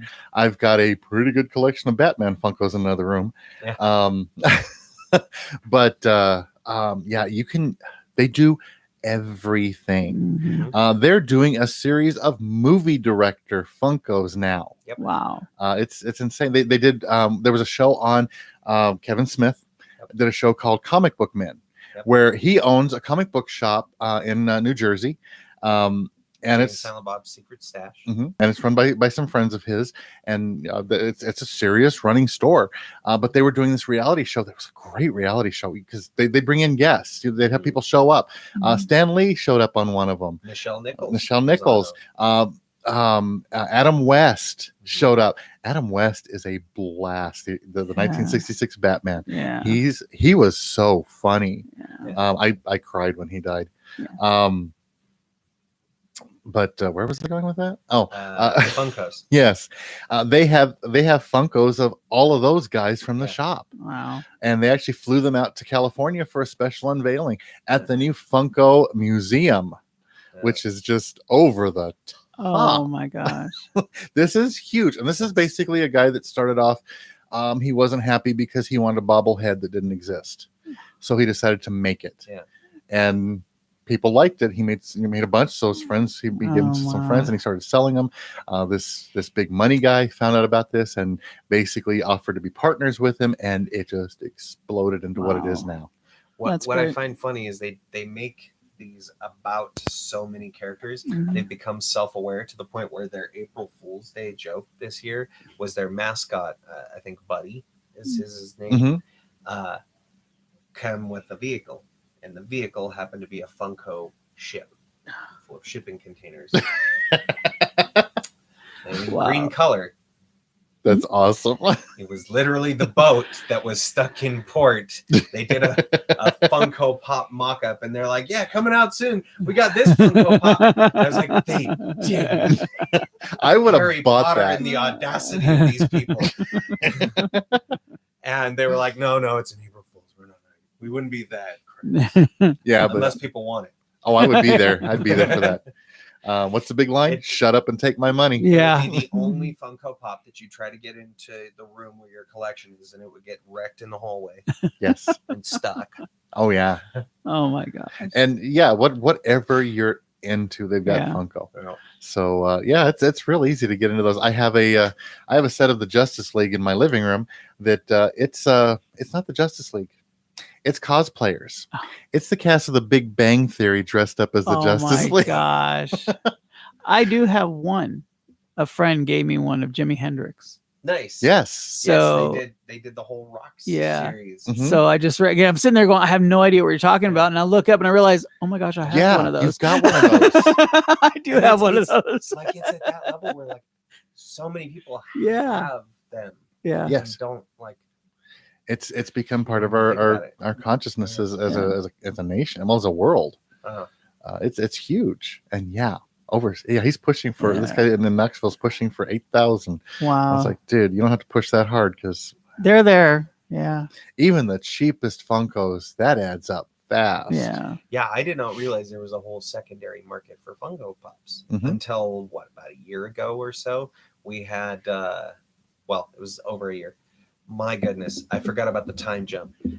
See, in anime, they call this a time skip. Yes. It's where time has passed and you've forgotten, but it's only been one episode. Yeah. No, I guess it's been almost a year and a half ago. We did a Funko Pop swap, and people brought in their collections to trade and sell to each other. And they're like, "Oh, this one's like $200."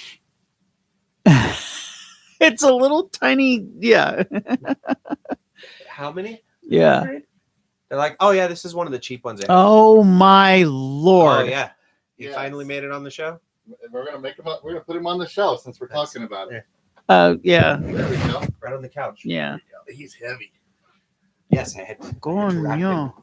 Yeah, that was my birthday surprise that I was forced to pick up and told not to open that package. And I wrapped it in the only thing I could. Happened to be a trash pack. Yeah. Hey, it worked, although I had a pretty good bet. What I didn't know which one it was. Wow. I mean, how many things would be in that size box that aren't like a massive statue? It's the cutest little thing. It is. It's a cute little thing. So. And it's heavy. Yeah, it is. Because it's not hollow. It's solid. Yeah. Wow. Yeah, it's this guy is one piece. Mm-hmm. That's interesting. Yeah, it's kind of a fun thing. I've been thinking, well, we'll put him on the show at some point. So why not now? Why not today? That's what we're talking about. Everyone, Bruce, special guest. I'm sorry, you prefer Batman. Yeah. God, I just outed him. Bruce Man. No, it's not. Batman. It's Batman. This just in, Wayne Manor has been firebombed. Yeah, I think that might be our fault. Yeah. Yeah. The passive aggressive just became aggressive. I think he needed a day off desperately. It was no longer passive. I think we've reached our time now. We really have. And more than this. Yeah. But this has been fun. It's always nice going into the nerd realm with Trevor. It makes for a very odd show. Yes. And very different from the other stuff. But a very odd person, you can say it. Yeah. Oh, and you're the only one in here like that. Yeah. Yeah. We get someone with a blue ponytail on the show, and everything just falls apart. All right. Well, that's more than enough for us. Yeah. Just so you know, we're going to work on the opening and closing for the show a little bit and clean some stuff off of there. Yeah. Don't pay attention to where to contact us on that. You can always leave a message on these videos on the Facebook page for Enchantment Broadcasting. Also, email at enchantmentbroadcasting@gmail.com. And we'll and phone number 575-448-1498. Yeah. Enchantment Broadcasting, the sunrise in radio. Isn't that great? There we go. Just off the top of my head. And if I can pick up, I will. If I can't, it'll go to a voicemail and I'll get back to you as quickly as I can. While we were on the show, we had a voicemail come in on that, and it has to do with the website. Cool. So I was like, I'm not going to worry about that. Nice thing is, you can read the first part of the of the voicemail without even opening the thing. But we're gonna be up on that, and we're gonna make this station something different. Awesome. Look for more content and more shows coming your way. Cool. Soon. Cool. Yeah. Yeah. And there may be an after hours nerd show if I can talk Trevor into coming out some evening. Sit around with a bottle of something more adult and get Look, into if it's after 7, I'm available. I wanted to go to open mic. I'm sorry. Well, if great. you can't go to open mic, you can still watch it on YouTube very soon. Absolutely. Yeah. But yeah, we're going to do some more fun stuff. Awesome. And different content things. So I talked to Tim Horrigan about the possibility of doing an Irish history show. I think that may be coming up, as well as some charitable stuff that we get involved in. We'll have more about that soon. Outstanding. So time to play the closing out, and we will see you guys next week. See you next week. You have just heard Roundtable on Radio New Mexico. To be featured as a guest on our show, email us at info@myradionnm.com or visit our Facebook page. Thanks for listening.